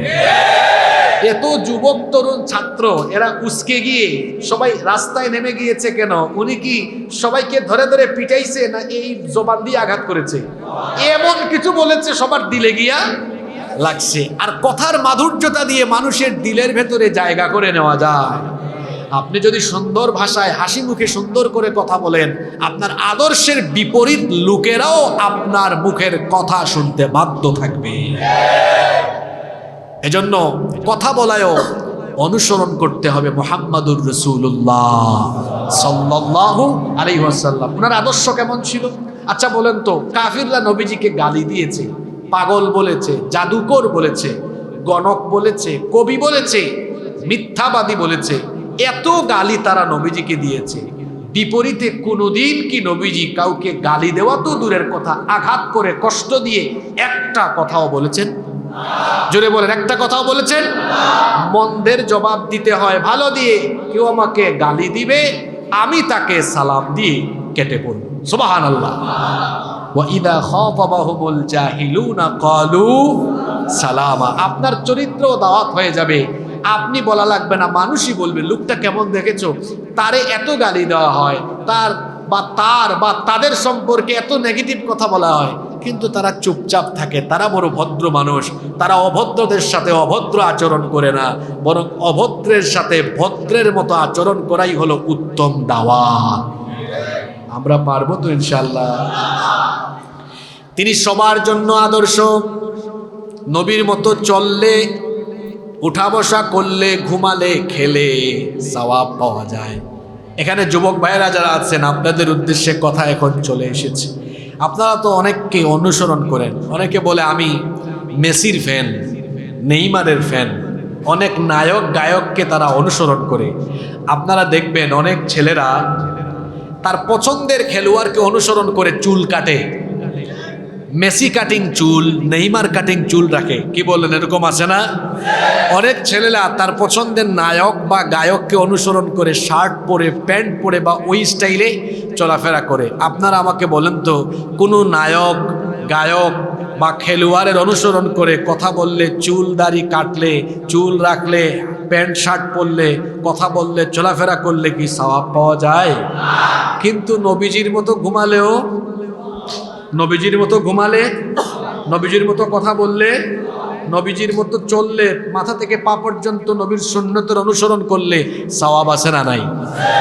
শুধু সওয়াব যে আছে তাই নয়, আল্লাহ তাআলা কি বলেছেন শুনেন, কুল ইন কুনতুম তুহিব্বুনাল্লাহ ফাত্তাবিউনি ইউহিব্বুকুমুল্লাহু ওয়া ইয়াগফির লাকুম যুনুবাকুম ওয়াল্লাহু গফুরুর রহিম।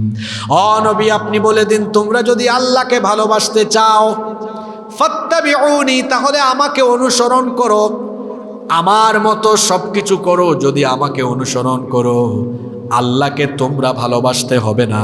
ইউহিব্বুকুমুল্লাহ, তোমরা আমাকে অনুসরণ করলে আল্লাহ তাআলা নিজেই তোমাদেরকে ভালোবাসবেন। আর আল্লাহ যখন তোমাদেরকে ভালোবাসবেন তখন কি হবে? ইয়াগফির লাকুম যুনুবাকুম ওয়াল্লাহু গফুরুর রহিম। আল্লাহ যখন তোমাদেরকে ভালোবাসবেন তখন তোমাদের জীবনের সব গুনাহ আল্লাহ মাফ করে দিবেন। শুধু সুবহানাল্লাহ পড়ে বাড়ি চলে গেলে হবে না, কথাটা বুঝতে হবে। নবীজিকে অনুসরণ করে চললে জীবনের সব গুনাহ মাফ করে দেওয়া হয়, আর ওই ব্যক্তির জন্য তখন জান্নাত ওয়াজিব হয়ে যায়। কার মতো চললে? জোরে বলেন, কার মতো চললে? তো যুবক ভাইয়েরা, আপনাদের একমাত্র আদর্শ হবেন কে? মুহাম্মাদুর রাসূলুল্লাহ সাল্লাল্লাহু। তো আদর্শ হতে হলে তো মাথা থেকে পা পর্যন্ত সব জায়গায় আদর্শ থাকার কথা। কিন্তু দেখা যায় আদর্শ কেমন দেখেন, হাফ প্যান্ট পরে অনেক ছেলেরা রাস্তাঘাটে ঘুরে, আবার অনেকে আছে যে টাকনুর নিচে প্যান্ট পায়জামা লুঙ্গি পরিধান করে। এরকম আছে না নাই? এগুলো কি নবীর আদর্শ? নবীর আদর্শ হলো টাকনুর উপরে পোশাক পরিধান করা। যারা টাকনুর নিচে কাপড় পরিধান করে ওই ব্যক্তির সাথে কিয়ামতের দিন আল্লাহ কথা বলবেন না। আল্লাহ তাআলা তার দিকে রহমতের নজরে তাকাবেন না, পবিত্র করবেন না, এমনকি তাকে আল্লাহ জাহান্নাম থেকেও মুক্তি দিবেন না। এই জন্য আমরা জান্নাতে যেতে হলে, নবীর শাফায়াত পেতে হলে নবীর আদর্শ অনুসরণ করে প্রত্যেকেই টাকনোর উপরে কাপড় আমরা পরিধান করব ইনশাআল্লাহ। আবার অনেকে আছে চুলের যে কাটিং, এখন তো চুলের যে কাটিং শুরু হয়েছে, আরে বাপরে বাপ, এক একজন যে চুলের কাটিং দেয়, দেখা যায় মাঝখান দিয়ে ব্লেড দিয়ে একটা টান মেরেছে, এটা কোন খেলোয়াড়ের কাটিং। তারপরে দেখা যায় ডানে নাই, বামে নাই, পিছনেও নাই, মাঝখানে চুল রেখে দিয়েছে, মনে হয় বাবুই পাখি বাসা বাঁধার জন্য চুলের এমন কাটিং দিয়েছে। আবার অনেক ছেলেরা মেয়ে কাটিং চুল রাখে। হ্যাঁ, গত বছর আমি আমার বাসার পাশেই এক সেলুনে আমি ঢুকেছি। ঢোকার পরে আমি ঢোকার সময় আমার ফোন আসছিল, মোবাইল স্ক্রল করছিলাম, এই অবস্থায় ঢুকে গিয়েছি। এখন দেখি যে সেলুনে যে ভাই চুল কাটে উনি লম্বা চুল এরকম ধরে চিরুনি দিয়ে আঁচড়াচ্ছে। আমি বললাম সরি ভাই, সম্ভবত এটা জেন্টস থেকে লেডিস সেলুন হয়েছে, আমি জানতাম না, চলে যাচ্ছি। এখন সেলুনের ওই ভাই আমাকে বলতেছে, স্যার দাঁড়ান, কোথায় যাচ্ছেন? আপনি ঠিক জায়গায় আসছেন, এটা জেন্টস সেলুন। বললাম তাহলে এখানে মহিলাদের চুল কাটা কবে থেকে শুরু হলো? কয় এটা মহিলা না তো, এটা আমাদের অমুক ভাই। সামনে গিয়ে দেখলাম আসলেই তো এটা অমুক ভাই। বললাম ওনার চুলের এই দশা কেন? কয় বাউল গান করে তো, মাঝে মাঝে গানের ফাঁকে একটু ঝাঁকানাকা মারে। তো এরকম অনেক ছেলেরা আছে রাস্তাঘাটে, এদের চুলের কাটিং দেখলে পিছন থেকে মেয়ে মনে হয়, কাছে গেলে দেখা যায় না এটা তো মেয়ে না, এটা ছেলে। এরকম আছে না নাই? যারা পুরুষ হয়ে নারীর বেশ ধরে আর যারা নারী হয়ে পুরুষের বেশ ধরে, এদেরকে লানত দিয়েছেন মুহাম্মাদুর রাসূলুল্লাহ সাল্লাল্লাহু। যুবক ভাইদেরকে বলবো ভদ্রভাবে চলাফেরা করবেন, সুন্দরভাবে চুল রাখবেন। অনেক ছেলেরা আছে গলার মধ্যে ওই কি বলে এটাকে, চেইন পরে আসে না, কানের মধ্যে কানের দুল দেয়, হাতের মধ্যে ব্রেসলেট পরে, মেয়েদের মতো ব্রেসলেট পরে, স্বর্ণ পরে আসে না, এরকম না, এটা করবেন না। নারীদের বেশভূষা পুরুষের জন্য ধারণ করা উচিত নয়, এটা হারাম, এটা আমরা করব না। যারা এটা করেন গলা থেকে এগুলো ফেলে দিব, হাত থেকে এগুলো ফেলে দিব। যুবক ভাইয়ের আমরা পারবো না ইনশাল্লাহ। নবীর আদর্শে আমরা উজ্জীবিত হব। কোনো নায়ক গায়ক খেলোয়াড় আমাদের আদর্শ নয়, আমাদের আদর্শ মুহাম্মাদুর রাসূলুল্লাহ সাল্লাল্লাহু আলাইহি ওয়াসাল্লাম। আমরা নবীজিকে অনুসরণ করে আমাদের মুখেও দাড়ি থাকবে, দাড়ি ছাড়া আমরা থাকবো না। অনেকে আছে দাড়ি কেটে ফেলেন, দাড়ি কাটবেন না। অনেকে আছে আবার দাড়ি কাটে মুছ কাটে না। আর এই মুছ এটা লম্বা হতে হতে এমন লম্বা হয়, অনেক মুসলমানের সন্তানকে আমি দেখেছি এত লম্বা মুছ, এই লোকটা ঠুট দেখা যায় না, দাঁত দেখা যায় না। ঠুট আর দাঁত দেখতে হলে অন্তত কয়েকশো পাওয়ারের লাইট দিয়া মারলেও লাইটের পাওয়ার দিয়ে তার ঠুট আর দাঁত চিহ্নিত করা যাবে কিনা তাও চিন্তার বিষয়। শুধু তাই নয়, এই লোকগুলোর মুছ এত বড়, মাঝে মাঝে আমি ভাবি এরা পানি পান করে কিভাবে, এরা খাবার খাই বা কিভাবে। আর পানির পরিবর্তে দুধ পান করতে গেলে তো আরেক অসুবিধাও হইতে পারে। মনে করেন কোনো মুসওয়ালা ব্যক্তিকে সকালবেলা আপনি দেখেছেন, বিকেলবেলা তার সাথে দেখা করতে গেলেন, ঠিক এর আগ মুহূর্তে দুধ পান করেছে, তো দুধের সল লেগে আছে, আপনি তো চিনবেনও না। এরকম এক ঘটনা ঘটেছে। একবার এক লোক এরকম এক মুসওয়ালা ব্যক্তির সাথে দেখা করতে গিয়েছে, গিয়ে বলে ভাই ঘটনা কি? গতকাল দেখলাম জোয়ান, আজকে বুড়া হলেন কেমনে? কয় কি বলো, আমি তো বুড়া হয় নাই। কয় তাহলে আপনার মুখ সাদা হইল কেমনে? কয় এটা বয়সে পাকে নাই, এটা দুধের স্বর পাকিয়ে দিয়েছে। এরকম আছে না নাই? এটা করবেন না, দাড়ি রেখে দিবেন, দাড়ি যেন থাকে। মেয়েদের, নারীদের গাল, তাদের ফেস ক্লিন থাকে, নারীদের ফেসের মধ্যে দাড়ি গজায় না, পুরুষের ফেসে দাড়ি গজায়। আর এটা পুরুষত্বের আলামত, এটা পুরুষের সৌন্দর্য। আর সবচেয়ে বড় কথা হলো এটা নবী রাসূলদের সুন্নাহ। সুবহানাল্লাহ। দাড়ি রাখলে চেহারার উজ্জ্বলতা বাড়ে, দাড়ি রাখলে নিজের চেহারার সৌন্দর্য বাড়ে। নবীগণের সুন্নত মানার ভেতরে কল্যাণ আছে না নাই? এজন্য আমরা দাড়ি রাখবো। রাজি আছেন তো? সব জায়গায় আমরা নবীজিকে অনুসরণ করব, প্রত্যেকটা জায়গায় আমরা নবীজিকে অনুসরণ করব। আমাদের পরিবার চালাবো নবীর আদর্শে, এমনকি আমাদের অর্থনীতি, রাজনীতি, রাষ্ট্রনীতি, আমাদের দেশ সব কিছু যদি নবীর আদর্শে চলে, তাহলেই বলেন তো আল্লাহর রহমত আসবে কম না বেশি? এখন আওয়াজ কি কমে গেল? আল্লাহর রহমত আসবে তখন, কম না বেশি? আচ্ছা বলেন তো, আমরা সবাই মুসলমান হিসাবে আমাদের সমাজ, আমাদের রাষ্ট্র নবীর আদর্শে চলুক, আল্লাহর আইনের ভিত্তিতে চলুক, এটা আমরা চাই কি চাই না? এখন এই কথা বললে আপনি যদি মনে করেন হুজুরটা ভালোই ছিল, 1 ঘন্টা এত সুন্দর নবীর শান মান নিয়ে এত কথা বললো, মাঝখান দিয়ে রাজনীতির কথা কেন বললো? হুজুর তো ভালোই ছিল। বা আপনাদেরকেও যদি দাওয়াত দেওয়ার সময় কেউ এমন কথা বলে, আপনারা ওই যে বললাম মন্দের পরিবর্তে মন্দ বলবেন না। যারা দাঁড়িয়ে আছেন, ভাই জায়গা হচ্ছে না, এদিকে চলে আসেন, জায়গা আছে এখানে, হয়তো বৃষ্টি যেন না পড়ে তেরপালের ব্যবস্থা, তেরপাল দেওয়া হয়েছে, অসুবিধা নেই। আপনারা যারা দাঁড়িয়ে আছেন, বৃষ্টি পড়লে এখানে জায়গা খালি আছে, চলে আসতে পারেন। কষ্ট হচ্ছে আপনাদের? খেয়াল করেন, আমি বলছিলাম যে নবীর আদর্শে রাষ্ট্র পরিচালনার কথা বললে, এটাকে কেউ যদি বলে যে এই লোকটা ইসলামের নামে রাজনীতি করে, তখন আপনাকে যদি ধর্ম ব্যবসায়ী বা যে কোনো কথা বলে, আপনি রাগ করবেন না। ওই যে একটু আগেই বলেছি, কেউ মন্দ কথা বললে আমি মন্দ বলবো না, আমি তাকে সুন্দর ভাষায় হাসি মুখে বুঝিয়ে দিব। কিভাবে বুঝাবেন? ভালো করে শোনেন। আপনি প্রশ্ন করবেন, ভাই নবীকে কি আপনি ভালোবাসেন না? দেখবেন সে ঠিকই বলবে, অবশ্যই নবীকে আমি ভালোবাসি। এখানে বিভিন্ন দলমতের মানুষ আছেন, আমরা সবাই একটু জবাব দেই। সবাই বলেন তো, নবীজিকে আমরা ভালোবাসি কি বাসি না? আমরা ভালোবাসি। এখন বলেন তো, আমার নবীর জীবনের মধ্যে দেশ পরিচালনার আদর্শ আছে না নাই? আমার নবী তো মদিনায় হিজরত করে যাওয়ার পরে 10 বছর মদিনার রাষ্ট্রকে পরিচালনা করেছেন কি করেন নাই? জুড়ে বলেন, করেছেন কি করেন নাই?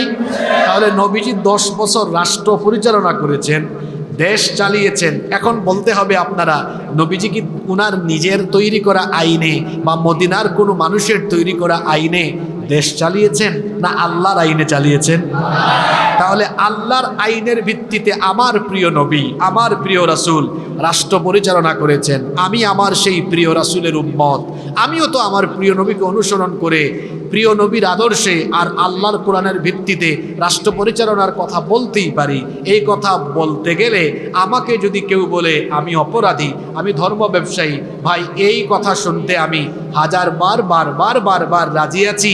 কারণ আল্লাহর আইনের ভিত্তিতে রাষ্ট্র পরিচালনা করার কথা বলেছেন নবীজি, এজন্য রক্ত দিয়েছেন নবীজি, রক্ত দিয়েছেন সাহাবীরা। আমরা আল্লাহর নবী আর তার সাহাবীদের আদর্শে আদর্শিত হয়ে গালিগালাজ, বকাঝকা, অপবাদ, জুলুম, নির্যাতন যা কিছু আসে সব কিছু হাসি মুখে আমরা মেনে নিব।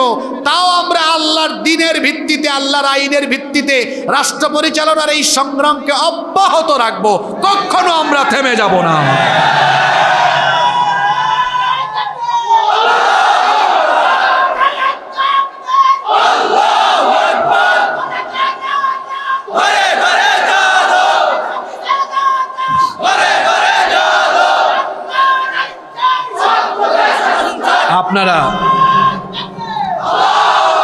আপনারা যে স্লোগান দিয়েছেন, এই স্লোগানের সাথে আমি একমত, তবে এই স্লোগানকে একটু আপনারা সংশোধন করেন। এই যে ঘরে ঘরে কোরআনের আলো জ্বালানোর আগে প্রত্যেকটা মানুষের অন্তরে অন্তরে কোরআনের আলো জ্বালতে হবে। আমাদের দেশের বেশিরভাগ মানুষ কোরআনের সৌন্দর্য বুঝে না। যদি বুঝতো তাহলে সব কিছু বাদ দিয়ে তারা কোরআনের আইনের জন্য ঐক্যবদ্ধ হয়ে যেত। আল্লাহর নবী কোরআন দিয়ে রাষ্ট্র চালিয়েছেন। এরপরে খোলাফায়ে রাশেদার আমলে 30 বছর বিশাল ইসলামী রাষ্ট্রের সীমানা পরিচালনা করেছেন। তারা কার আইনে? জোরে বলেন, কার আইনে? আল্লাহর আইনে। যেখানে শাসন চলে সেখানে শাসকগণ আল্লাহর ভয়ে প্রতিটা মুহূর্তে সেই অনুভূতি নিয়ে কাজ করেন। আর যেখানে আল্লাহর আইন বাদ দিয়ে মানুষের আইন দিয়ে সমাজ বা দেশ চলে, সেখানে উল্টা দেখা যায় যে সেখানে রাষ্ট্র পরিচালনার নামে শাসকগণ শোষক হয়ে জনগণের পেট খালি করে নিজেদের পেট তারা পূরণ করে। আল্লাহর আইন দিয়ে যারা দেশ পরিচালনা করেছেন তাদের পরিচালন ব্যবস্থা কেমন ছিল, একটা ছোট্ট ঘটনা আপনাদেরকে শোনাবো। কষ্ট হবে না তো আপনাদের? ওমর ইবনুল খাত্তাব রাদিয়াল্লাহু আনহুর কথা তো আমরা সবাই জানি। তিনি অর্ধ দুনিয়া শাসন করেছেন। রাতের বেলা তিনি ঘুমাতেন না। রাতের বেলা তিনি ঘর থেকে বের হয়ে প্রজাদের খোঁজ খবর নেওয়ার জন্য বের হয়ে যেতেন। একদিন তিনি ঘর থেকে বের হয়ে প্রজাদের খোঁজখবর নেয়ার জন্য অনেক দূরে চলে গেলেন। হঠাৎ করে দেখলেন, খেয়াল করে শোনেন, হঠাৎ করে লক্ষ্য করলেন এক মহিলা তাঁবুর পাশে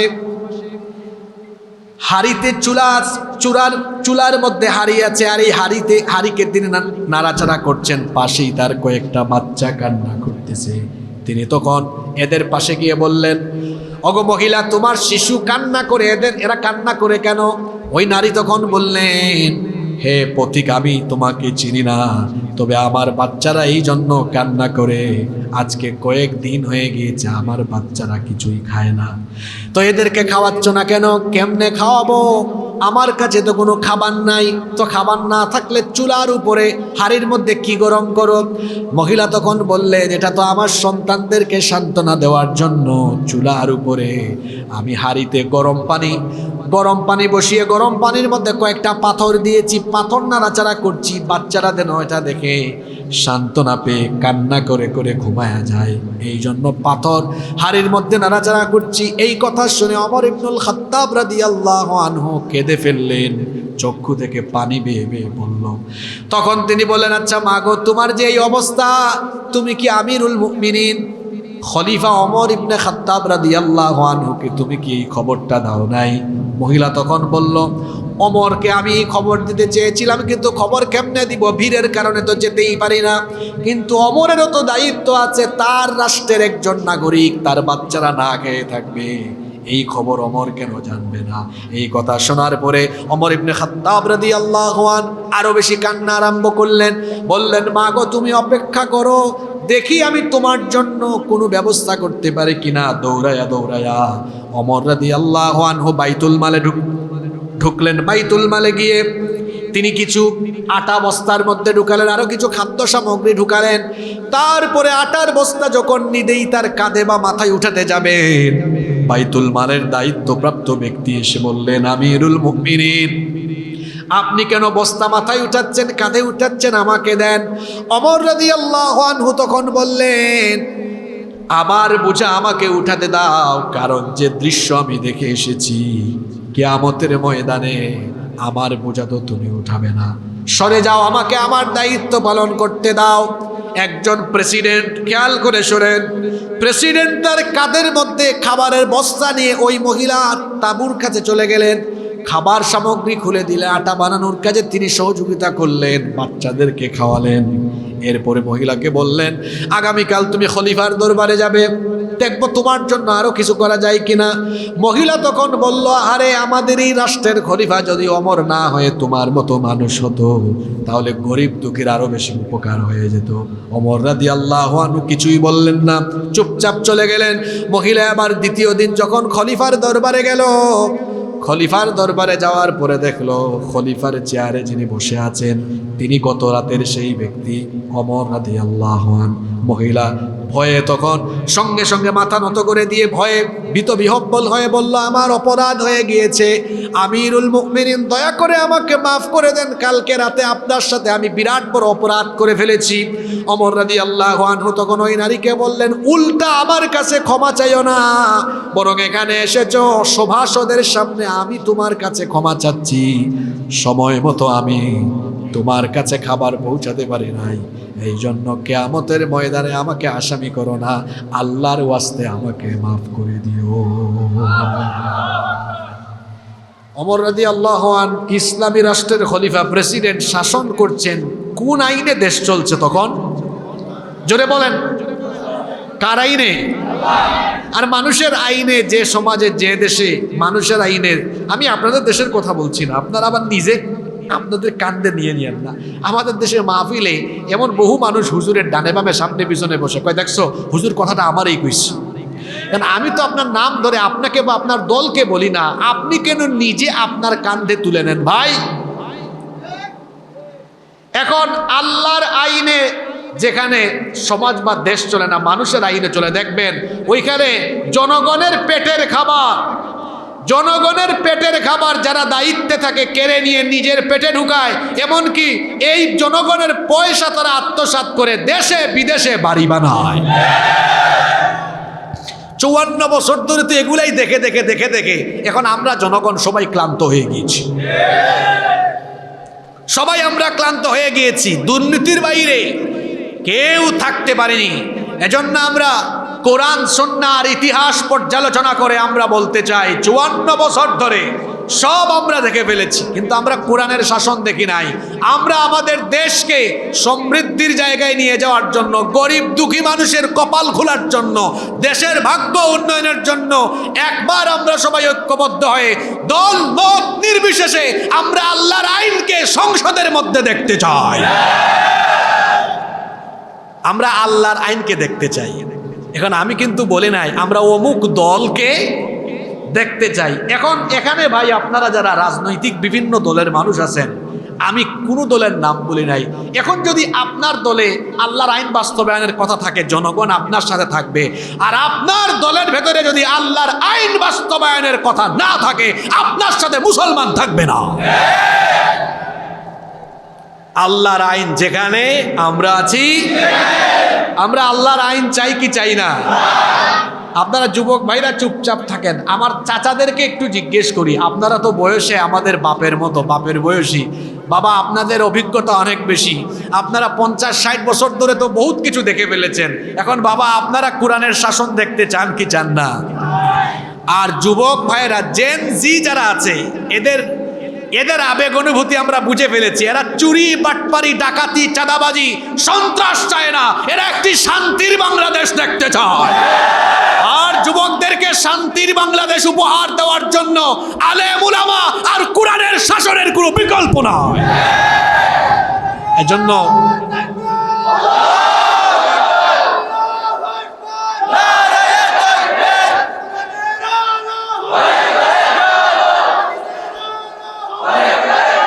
এজন্য যুবক তরুণ ভাইয়েরা, জেন জি, এখানে আমাদের যত ভাইয়েরা আছেন, আমাদের সবাইকে সতর্ক হয়ে যেতে হবে। বিশেষ করে আমি তরুণ যুবকদেরকে বলবো, এই কথাগুলো গত 8-9 বছর ধরে বাংলাদেশে আমি বলি। তরুণ যুবক ভাইয়েরা শুনেন, আপনারা কিন্তু দেশের মূল্যবান সম্পদ। অনেকে আপনাদেরকে তাদের রাজনীতির হাতিয়ার হিসাবে ব্যবহার করে। কিভাবে? আপনাদের শরীরে তো শক্তি আছে, এই জন্য মিছিলে আপনাদেরকে সামনে পিছনে রাখে। আপনাদেরকে সামান্য কিছু টাকা দিয়া অথবা সিগারেট, চা পান দিয়া, বিরিয়ানি দিয়া, তারপরে আপনাদের মিছিল কিনে, কি কিনে? মিছিল কিনে, আপনাদের আবেগ তারা কিনে, নিজের তারুণ্য যৌবনকে এই সকল তথাকথিত নেতা নেত্রীদের কাছে নিজের তারুণ্য আর যৌবনকে বিক্রি করে দিবেন না। এই তারুণ্য আর যৌবন কারো চামচামির জন্য দেওয়া হয় নাই। আমিও আপনাদের মতো বয়সে যুবক, আত্মসম্মান, ব্যক্তিত্ব বাড়ান। আমার তারুণ্য, আমার যৌবন, আমার মেধা, আমার প্রজ্ঞা আমি কারো চামচামি করে খরচ করব না, বরং আমার তারুণ্য, আমার শক্তি, আমার যৌবন, আমার মেধা, আমার প্রজ্ঞা, আমার সবকিছু আল্লাহ আর রসুলের জন্য উৎসর্গ করব। কথা ক্লিয়ার? কেন আপনার গলায় মিছিলের শক্তি দিয়ে অমুক নেতা তমুক নেত্রীর জন্য কেন এই গলা খরচ হবে? কেন আমার শক্তি খরচ হবে? কেন আমার তারুণ্য, কেন আমার যৌবনের শক্তি আমি অপচয় করব, ক্ষয় করব অমুকের নামে আর তমুকের নামে? আমার তারুণ্য, আমার যৌবন, আমার শক্তি খরচ করলে খরচ করব কার মতো? হানজালার মতো। খরচ করব খাব্বাবের মতো, খুবাইবের মতো। খাব্বাব, খুবাইব, হানজালা, তারা তাদের রক্ত, তারা তাদের জীবন আল্লাহ রসুলের কদম মুবারকে ছেড়ে দিয়েছেন। আল্লাহু আকবার। এজন্য যুবক তরুণকে সিদ্ধান্ত নিতে হবে, আমার রক্ত, আমার জীবন, আমার শক্তি, আমার মিছিল, আমার তারুণ্য, আমার যৌবন আল্লাহর রসুলের জন্য উৎসর্গ করে দিব। রাজি আছেন? কোন দলের জন্য, কোন নেতার জন্য, কোন নেত্রীর জন্য নয়, একমাত্র আল্লাহর রসুলের আদর্শের জন্য। এখন প্রশ্ন হতে পারে, আল্লাহ রসুলের আদর্শ চিনব কিভাবে? আল্লাহর রসুলের আদর্শকে বাস্তবায়ন করবে যারা, আমরা তাদের সাথী হয়ে যাব ইনশাআল্লাহ। আমরা তাদের সাথে আছি। যুবক তরুণ ভাইয়েরা, আমরা আল্লাহর রসুলের আদর্শের বাস্তবায়ন দেখতে চাই কি চাই না? সবাই চান তো? আল্লাহ কবুল করেন। বৃষ্টিও চলে আসতেছে, আপনাদের কষ্ট হচ্ছে তাই না? আমরা আর বড় জোর 10-12 মিনিট থাকতে পারবো না ইনশাআল্লাহ। আমরা তো 10টা পয়েন্ট বলে ফেলেছি, আর 5টা আছে। 11 নম্বর, আল্লাহর নবীর 11 নম্বর মর্যাদা হলো তিনি এমন এক নবী, তার উপরে ঈমান না আনলে এই ঈমান কখনো পরিপূর্ণ হবে না, ইমানই পরিপূর্ণ হয় না। কেউ যদি শুধু আল্লাহর উপর ঈমান আনে কিন্তু যদি রাসূলের উপরে তার ঈমান না থাকে, বলেন তো দেখি ওই ব্যক্তি পরিপূর্ণ মুমিন হতে পারবে নাকি? ওই ব্যক্তি মুমিন হতে পারবে না। অবশ্যই আল্লাহর নবীর উপর ঈমান এনে তারপরে আল্লাহর নবীকে অনুসরণ করতে হবে। এজন্যই তো আল্লাহ তাআলা বলছেন, এই আয়াতটি একটু আগেও পড়েছি, পড়েন আমার সাথে, কুল ইন কুনতুম তুহিব্বুনাল্লাহা ফাত্তাবিউনি ইউহিব্বুকুমুল্লাহু ওয়া ইয়াগফির লাকুম যুনুবাকুম ওয়াল্লাহু গফুরুর রহিম। আপনি বলুন, তোমরা যদি আল্লাহকে ভালোবাসতে চাও তাহলে আমার অনুসরণ করো। আল্লাহর নবীর অনুসরণ করলে আল্লাহর ভালোবাসা পাওয়া যায়, এবং আল্লাহর নবীকে অনুসরণ করলে জীবনের সব গুনাহ যিনি মাফ করে দেন তিনি কে? নাম্বার 12, 12 নম্বর, আমার নবীর 12 নম্বর মর্যাদা হলো, আমার নবীর ক্ষেত্রে আল্লাহ এমন এক ঘটনা ঘটিয়েছেন যা পৃথিবীর কোনো মানুষ বা কোনো নবী রাসূলের ক্ষেত্রে আল্লাহ এই ঘটনা ঘটাননি।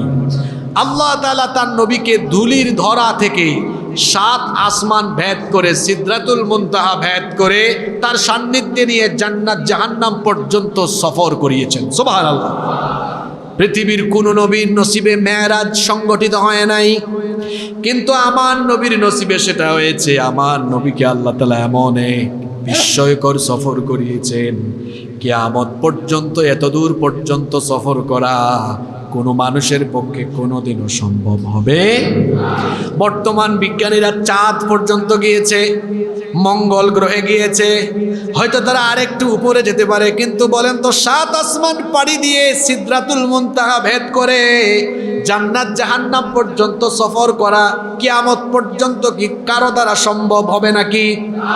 কিন্তু এটা পৃথিবীর একজনের ক্ষেত্রেই কেবল আল্লাহ সংগঠিত করিয়েছেন। তিনি আর কেউ নন, তিনি আমাদের প্রিয় নবী মুহাম্মাদুর রাসূলুল্লাহ সাল্লাল্লাহু। নাম্বার 13 নম্বর, আমাদের নবীর 13 নম্বর মর্যাদা হলো, আমাদের নবীকে গালি দিলে, কষ্ট দিলে তার জবাব আল্লাহ নিজে সরাসরি দিয়ে দেন। সুবহানাল্লাহ। সাফা পাহাড়ে যখন আল্লাহর নবী সরাসরি দ্বীনের দাওয়াত দিলেন, আবু লাহাব তখন নবীজিকে গালি দিয়েছিল, তাব্বাল্লাকা ইয়া মুহাম্মদ, মুহাম্মদ তুমি ধ্বংস হয়ে যাও। সঙ্গে সঙ্গে আল্লাহ তাআলা আবু লাহাবের গালির জবাব দিয়ে আবু লাহাবের নামে একটা সূরা নাজিল করে দিলেন। যারা পারেন আমার সাথে পড়েন, তাব্বাত ইয়াদা আবি লাহাবিন ওয়া তাব মা আগনা আনহু মালুহু ওয়া মা কাসাব সায়াসলা নারান যাতা লাহাবিন ওয়া ইমরাআতুহু হাম্মালাতাল হাতাব ফি জিদিহা হাবলুম মিন মাসাদ। তাব্বাত ইয়াদা আবি লাহাবিন ওয়া তাব, ধ্বংস হোক আবু লাহাবের 2 হাত এবং ধ্বংস হোক সে নিজেও। আল্লাহর নবীকে গালি দিয়েছে, আল্লাহ বরদাস্ত করেন নাই। সেই নবীকে গালি দিলে, নবীর সম্মানকে খাটো করা হলে, নবীর আদর্শের বেজ্জতি হলে উম্মত হিসাবে আমরাও বরদাস্ত করব না। আমরা আমাদের নবীর জন্য নিজেকে কুরবান করে দিব। রাজি আছেন? আল্লাহ কবুল করেন। 14 নম্বর, আমাদের নবীর 14 নম্বর মর্যাদা হলো, আমার নবীকে আল্লাহ এত সম্মান, এত মর্যাদা দিয়েছেন, তিনি হাত তুলে কোনো কিছু আল্লাহর কাছে চাওয়া লাগে নাই। মনে মনে কোনো ইচ্ছা ব্যক্ত করলে সাথে সাথে সেটা যিনি পূরণ করে দেন তিনি কে? মদিনায় হিজরত করার পরে আল্লাহর নবী বাইতুল মুকাদ্দাসের দিকে মুখ করে নামাজ আদায় করছেন, কিন্তু মন চায় বাইতুল্লাহর দিকে মুখ করে নামাজ আদায় করবেন। জোহরের নামাজে দাঁড়িয়েছেন, 2 রাকাত নামাজ আদায় করেছেন, আর মনে মনে বারবার এটা এসেছে যদি বাইতুল্লাহ কিবলা হয়ে যেত। নামাজের ভেতরে আল্লাহ ওহী নাজিল করে দিয়েছেন, কদ নারা তাকাল্লুবা ওয়াজহিকা ফিস সামা। অবশ্যই আল্লাহ এটা লক্ষ্য করেছেন, আপনি যে বারবার আকাশের পানে তাকাচ্ছেন, বারবার যে আপনি মনে মনে আকাঙ্ক্ষা ব্যক্ত করছেন। আল্লাহ তাআলা এটা বুঝে ফেলেছেন। 4 রাকাত নামাজের 2 রাকাত নামাজ হয়েছিল বাইতুল মুকাদ্দাসের দিকে মুখ করে। আল্লাহ দ্বিতীয় রাকাতেই আয়াত নাজিল করে বললেন, বাকি 2 রাকাত নামাজ ফালানুওয়াল্লিয়ান্নাকা কিবলাতান তারদাহা ফাওয়াল্লি ওয়াজহাকা শাতরাল মাসজিদিল হারাম। এক্ষুনি আপনার চেহারাকে মসজিদে হারামের দিকে ঘুরায় নেন। এইভাবে আল্লাহর নবী মনে মনে যখন আকাঙ্ক্ষা ব্যক্ত করেছেন, হাত তোলা লাগে নাই, আল্লাহ সাথে সাথে পূরণ করে দিয়েছে, সাথে সাথে আল্লাহ পূরণ করে দিয়েছেন। নাম্বার 15, 15 নম্বর, আমার নবীকে আল্লাহ এত সম্মান দিয়েছেন। আমার নবী দুনিয়া থেকে বিদায় হয়েছেন, আমার নবীর ওফাত হয়েছে, কিন্তু আমার নবীর মুআজিজার পাওয়ার কার্যকারিতা এখনো অবশিষ্ট আছে না নাই? আল্লাহ তাআলা সকল নবী রাসূলকে বিভিন্ন রকমের মুআজিজা দিয়েছেন, কিন্তু নবী রাসূল দুনিয়া থেকে চলে যাওয়ার সময় তাদের মুআজিজার পাওয়ারও শেষ হয়েছে। যেমন আপনারা জানেন দাউদ আলাইহিস সালামের, যেমন আপনারা জানেন সুলাইমান আলাইহিস সালামের মুআজিজা ছিল তিনি পাখির ভাষা বুঝতেন। তিনি তার যে সিংহাসন ছিল সেটার উপর বসলে বিনা ইঞ্জিনে বাতাসের মাধ্যমে তার সেই সিংহাসন 1 মাসের পথ চলে যেত। সুবহানাল্লাহ। এই যে আমি এটা সোফায় বসছি, কারণ আমি যদি সারা রাত ফু মারি, এই সোফা কি উড়ে গিয়ে আমাকে আমার বাসা পর্যন্ত পৌঁছে দিবে নাকি? আমি এরকম ফু দিয়ে এটাকে উড়ানোর চেষ্টা করলে আপনারা বলবেন হুজুর পাগল হয়ে গেছে, ঠিক না? সুলাইমান আলাইহিস সালাম দুনিয়া থেকে চলে গিয়েছেন, তার সেই সিংহাসন এখন কি কেউ 1 আঙ্গুল উপরে তুলতে পারবে? তিনি চলে গিয়েছেন, মুআজিজার পাওয়ারও শেষ। মূসা আলাইহিস সালামের অনেকগুলো মুআজিজা ছিল। বগলের নিচ থেকে হাত বের করলেই হাত শুভ্রতা ছড়াতো, আবার হাতের লাঠি ফেলে দিলে সেটা কখনো সাপ হয়ে যেত, আবার কখনো বা হাতের লাঠি দিয়ে আঘাত করলে সাগরের মাঝখানে রাস্তা বানিয়ে দিতেন কে? এখন মুসা নবী দুনিয়া থেকে চলে গিয়েছেন, মুসা নবীর হাতের লাঠি যদি কেউ এখন মাটিতে ফেলে এটা কি 2 আঙ্গুল সমান সাপও হবে? কিন্তু আমার নবী, তাকে তো আল্লাহ অনেক মুআজিজা দিয়েছেন, আমার নবীর অসংখ্য মুআজিজা আছে। আমার নবী অন্ধকার রাতে হাসলে পরে তার দাঁতের উজ্জ্বল আলোতে অন্ধকার পথ আলোকিত হয়েছে। আমার নবী আকাশের দিকে আঙ্গুল তুললে আকাশের চাঁদ 2 ভাগ হয়েছে। আল্লাহু আকবার। আমার নবীর অনেক মুআজিজা। আমার নবী যখন কোনো পথ ধরে হেঁটেছেন, সেই পথের যত পাথর আর গাছ থাকতো, সকল পাথর আর গাছ তখন আমার নবীকে সালাম দিয়ে আমার নবীর জন্য সাজদায় লুটিয়ে পড়তো। অনেক মুআজিজা। শ্রেষ্ঠ মুআজিজার নাম হলো আল কুরআনুল কারীম। শ্রেষ্ঠ মুআজিজার নাম কি? তো নবী ওফাত হয়েছে, চলে গিয়েছেন, এখন কোরআনের পাওয়ার কি শেষ হয়েছে? কোরআনের পাওয়ার তো শেষ হয় নাই। আজকের এই মাহফিল তার প্রমাণ। এখানে এই মাহফিলে এসেছে মানুষ, কেন এসেছে? বিরিয়ানি খাবে, এখানে কোনো তবারুক দেওয়া হবে এই আশা এসেছে না। এই বিরিয়ানি তবারুকের চাইতে তার বাড়িতে ভালো খাবার আছে, কিন্তু এখানে শুধুমাত্র আল্লাহর কোরআনের আকর্ষণে সে ছুটে এসেছে। কোনো রাজনৈতিক সমাবেশে মানুষ নিতে হলে পকেটে 500-1000 টাকা ঢুকাইয়া বিরিয়ানি ঢুকাই দিতে হয়, নইলে যায় না। আর কোরআনের মাহফিলে নিজের পয়সা খরচ করে দূর দূরান্ত থেকে মানুষ হচ্ছে, এটা কোরআনের এক অন্যতম আকর্ষণ। নবীজি দুনিয়া থেকে বিদায় হয়েছেন, ওফাত হয়েছে, কিন্তু কোরআনের আকর্ষণ ফুরিয়ে যায়নি। এখনো এই কোরআনের জন্য মানুষ কাঁদে না? আপনারা হারামাইন শরীফাইনে যখন যাবেন দেখবেন কত মানুষ অর্থ না বুঝেও কোরআন শুনলেই কাঁদে না? কাঁদে। এটা কোরআনের এজাজ, কোরআনের মুআজিজা, অলৌকিকত্ব। এই কোরআনের আকর্ষণ ফুরিয়ে যায়নি। আল্লাহর নবী তো বিদায় হজেও বলেছেন, তারাকতু ফিকুম আমরাইন, আমি 2টো জিনিস তোমাদের জন্য রেখে যাচ্ছি, লান তাদিল্লু মা তামাসসাকতুম বিহিমা, এই 2টো জিনিসকে আঁকড়ে ধরলে তোমরা পথভ্রষ্ট হবে না। কয়টা জিনিস? 2টা। 1 কিতাবুল্লাহ, আল্লাহর কিতাব। 2 ওয়া সুন্নাত রাসূলিহি, রসুলের সুন্নাহ আদর্শ। এই 2টা জিনিসকে আঁকড়ে ধরবে যারা, সফল হবে, জান্নাতি হয়ে যাবে তারা। এজন্য আসুন আমরা আল্লাহর কোরআনকে আঁকড়ে ধরে নবীর আদর্শ বাস্তবায়নের পথে আমরা এগিয়ে যাব। রাজি আছেন সবাই? তো এজন্য তোমার নেতা আমার নেতা আল কোরআনের আলো সব সমস্যার সমাধান দিতে পারে আল কোরআন। নারায়ে তাকবীর, আল্লাহু আকবার। সম্মানিত ভাইয়েরা, সম্মানিত বাবারা, এখন কোরআনের পথে ইস্তেকামত থাকা আর রসুলের আদর্শের পথে চলবো আমরা সিদ্ধান্ত নিয়েছি, স্লোগানও দিয়েছি, কিন্তু ফজরের নামাজ যদি কাজা করি, 5 ওয়াক্ত নামাজে যদি না আসি, তাহলে কি রসুলের আদর্শ বাস্তবায়ন হবে? এজন্য আমি এখন 5টা পয়েন্টে কথা বলবো। 5 মিনিটও লাগবে না, 2-3 মিনিটে। এই আমি বলেছি আজকের আলোচনায় কিছু বার্তা থাকবে, কিছু আমল থাকবে, কিছু মেসেজ থাকবে, সব মিলিয়ে দিয়েছি। মনোযোগ আছে তো? এখন রসুলের আদর্শের উপর চলবো, স্লোগানও দিয়ে গেলাম, সিদ্ধান্ত নিয়ে গেলাম, কিন্তু আমরা মৌলিক বিষয়গুলো মানলাম না। একেবারে 5টা মৌলিক কথা আপনাদের উদ্দেশ্যে বলবো। কয়টা কথা? এই 5টা বার্তা দয়া করে নিয়ে যান।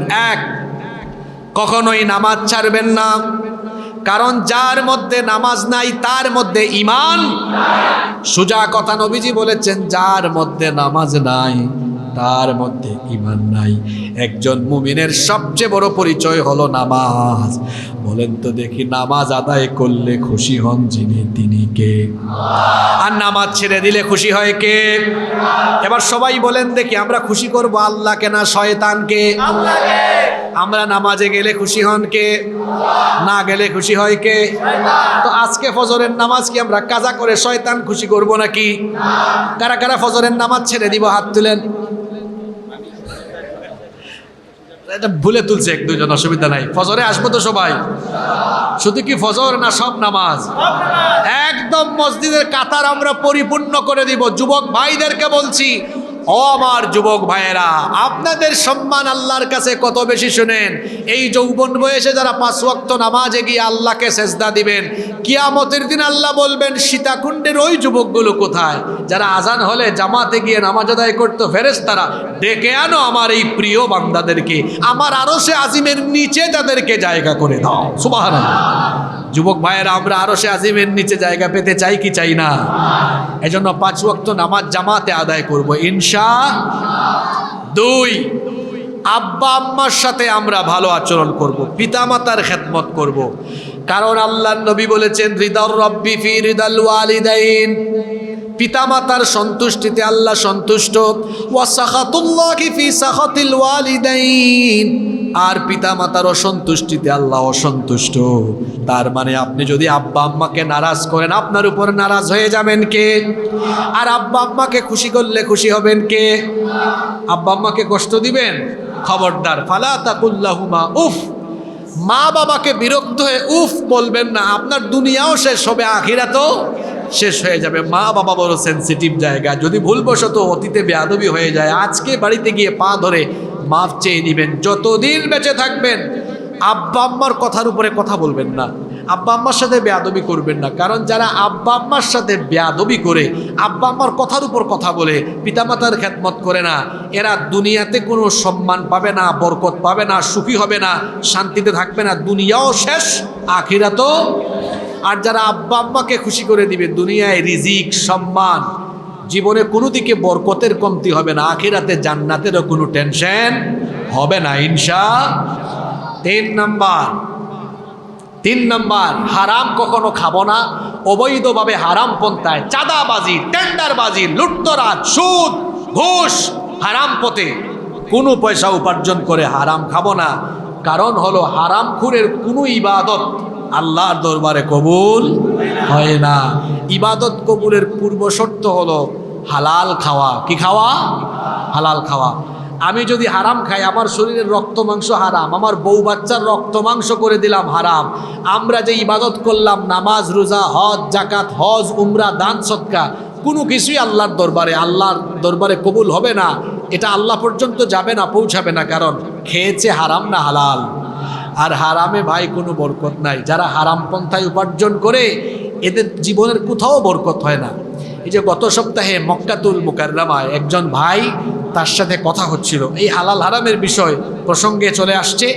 উনি তখন বললেন, হুজুর আমার জীবনে একটা ঘটনা ঘটেছে এরকম। বললাম, ভাই কি ঘটেছে? উনি বললেন যে একবার আমার কফিলের অজান্তে আমি 3000 রিয়াল মেরে দিয়েছি। কত রিয়াল?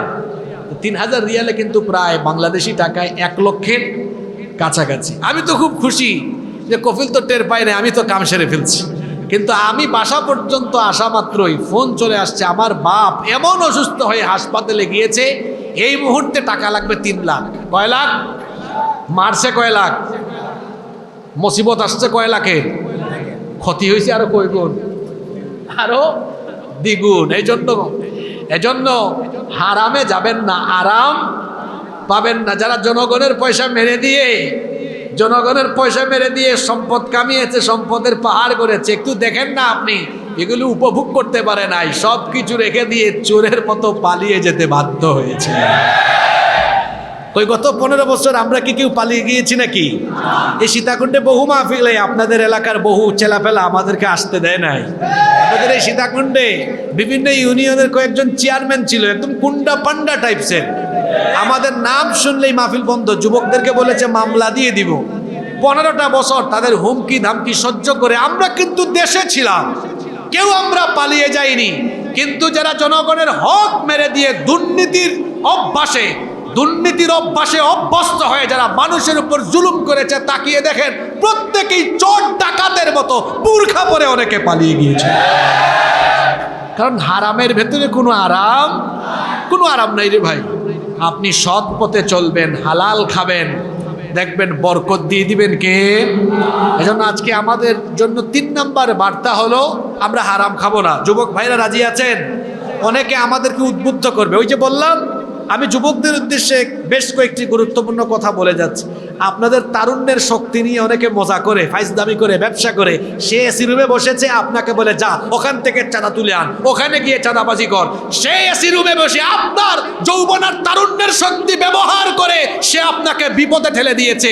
সে আপনার নেতা নয়, ও মানবতার দুশ্মন, দেশের দুশ্মন, আল্লাহর দুশ্মন, রসুলের দুশ্মন, বিশ্ব মানবতার দুশ্মন।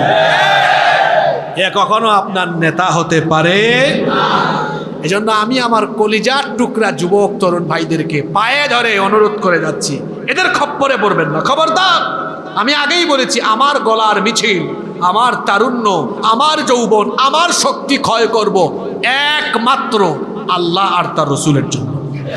যুবক ভাইরা আমার সাথে একমত? রাজি আছেন সবাই? আমরা হারাম উপার্জনে যাব না, বরং যুবক ভাইদেরকে অনুরোধ করে যাচ্ছি, মোবাইল ফোনে সময় দেওয়া কমান। যারা পড়াশোনা করেন, ছাত্র, কলেজে ইউনিভার্সিটিতে পড়েন, ভাই আমার, আপনারা তো বেশিরভাগ সময় 14-15 ঘন্টা মোবাইলে পড়ে থাকেন। আমার ভাই, আপনাকে বুঝিয়ে যাচ্ছি, এই সময়গুলো মোবাইলে স্ক্রলিং না করে যারা পড়াশোনা করেন, আপনার নিচের ক্লাসের স্টুডেন্টদেরকে টিউশনি করান। তাইলে আপনার বাবার কাছ থেকে, ভাইয়ের কাছ থেকে আর টাকা নেওয়া লাগলো না। স্বনির্ভর হন, আত্মনির্ভরশীল হন। যুবক ভাইরা শুনতেছেন? টিউশনি করান। অথবা অনেকে আছে সিজনাল বিভিন্ন ব্যবসা করে, ইলিশ মাছের সিজনে ইলিশের অনলাইনে বিজনেস করে, ই-কমার্স সাইটে অনেক ব্যবসা আছে না? আছে, এটা করেন। আমের সিজনে আম বিক্রি করছে, 100 টাকা 50 টাকা কে দিবে আপনাকে? আপনি ব্যবসা করেন, স্বনির্ভর হয়ে যান। পড়াশোনার ফাঁকে ফাঁকে আপনি এরকম স্বনির্ভর হওয়া যায় এমন কিছু কাজ করেন। অকর্মা হবেন না, কাজ করায় কোনো লজ্জা নাই। আমরা কর্মঠ হয়ে যাব, আমরা কাজ করব। আমরা কাজ করলে আমাদের দেশ এগিয়ে যাবে ইনশাআল্লাহ। আপনি অল্প অল্প পয়সা জমিয়ে কুটির শিল্প শুরু করতে পারেন, হাঁসের খামার, মুরগের খামার। যারা এরকম গ্রামেগঞ্জে থাকে, কিছু জমি থাকলে তো সবজি চাষ করা যায়, অনেক কাজ করা যায়। যুবক ভাইদেরকে বলবো, হারাম খাবেন না। ওই নেতা অমুক তমুক পিছনে, অমুক তমুকের পিছনে সামনে মোটর সাইকেল চক্কর দিয়া আপনি আপনার নিজের তারুণ্য যৌবনকে নষ্ট করবেন না। তার চেয়ে নিজের বাপ ভাইয়ের খেতে খামারে কাজ করেন। আর যদি শরীরের শক্তি ক্ষয় করতে হয়, একমাত্র কার জন্য? আল্লাহ আর রসুলের জন্য দেখেন, 1 নাম্বার নামাজের কথা বলেছি, 2 আব্বা আম্মার খেদমত, 3 হারাম খাবো না, 4 কখনো কোনো মানুষের হক আমরা নষ্ট করব না।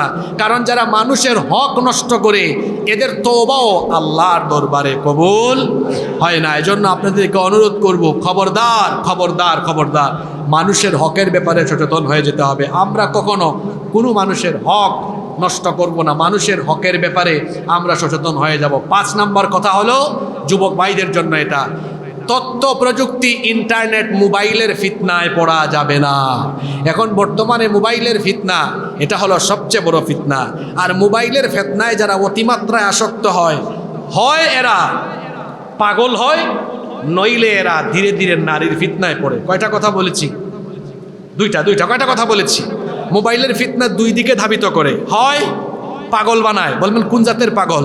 অনেকে আছে মোবাইলে মেয়েদের সাথে অবৈধ রিলেশন করে না ঠিক, কিন্তু সে পাবজি ফ্রি ফায়ার বিভিন্ন গেমস এগুলোর প্রতি আসক্ত হয়, ওরে সুস্থ লাগে না, একটা পাগল পাগল লাগে। কেমনে পাগল পাগল লাগে দেখবেন, তার বাড়িতে মেহমান যায়, সালামও দেয় না, কথাও বলে না, এর আচার আচরণে ব্যালেন্স নাই, ভারসাম্য নাই। অর্থাৎ সে শারীরিকভাবে সুস্থ হলেও আচার আচরণে পাগল, তবে শারীরিকভাবেও বেশি দিন সুস্থ থাকতে পারবে না। যে হারে মোবাইলে আসক্ত, ধীরে ধীরে তার মাইগ্রেনের প্রবলেম হয়ে মারাত্মক পর্যায়ের পাগলামিতে চলে যেতে পারে। দুই আরেক গ্রুপ হলো, এরা ফেসবুক ইউটিউবে থাকতে থাকতে ধীরে ধীরে নারীর ফিতনায় চলে যায়। আর নারীর ফিতনায় ডুবে গেলে মনে রাখবেন চরিত্র ধ্বংস হবে, দুনিয়াও শেষ, আখিরাতও শেষ।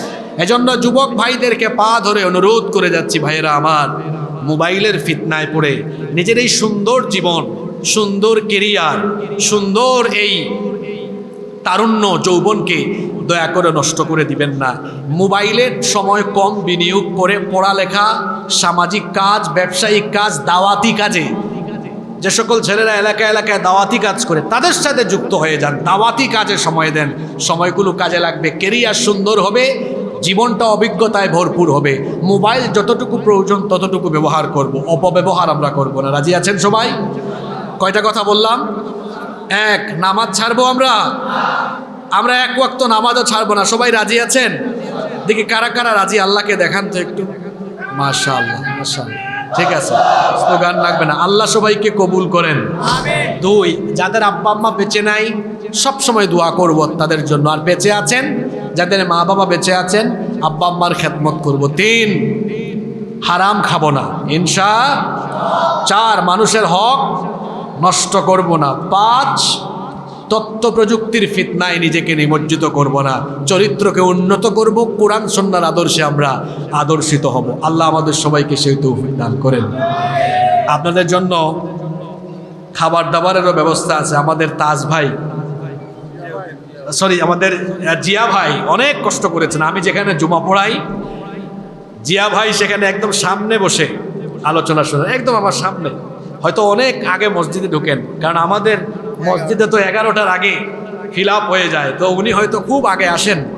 যাই হোক, তিনি আমাকে দাওয়াত করার পর শুরু খুবই মহব্বত করেন, শুরু থেকে এখন পর্যন্ত। আজকেও এসে দেখেছি ঘামে শেষ, একদম অনেক কষ্ট করেছেন। জিয়া ভাই সহ ওনার পরিবারের সদস্যরা এবং এই এলাকার সর্বজন আপনারা এই মাহফিল বাস্তবায়নের জন্য অনেক কষ্ট করেছেন। বৃষ্টির মধ্যে আপনারা দাঁড়িয়ে আছেন। এই ত্যাগ, এই কুরবানি আল্লাহ যেন কবুল করেন এবং এই অনুষ্ঠানটিকে আল্লাহ যেন কিয়ামতে আমাদের নাজাতের ওসিলা বানিয়ে দেন। আমরা বলি আমিন।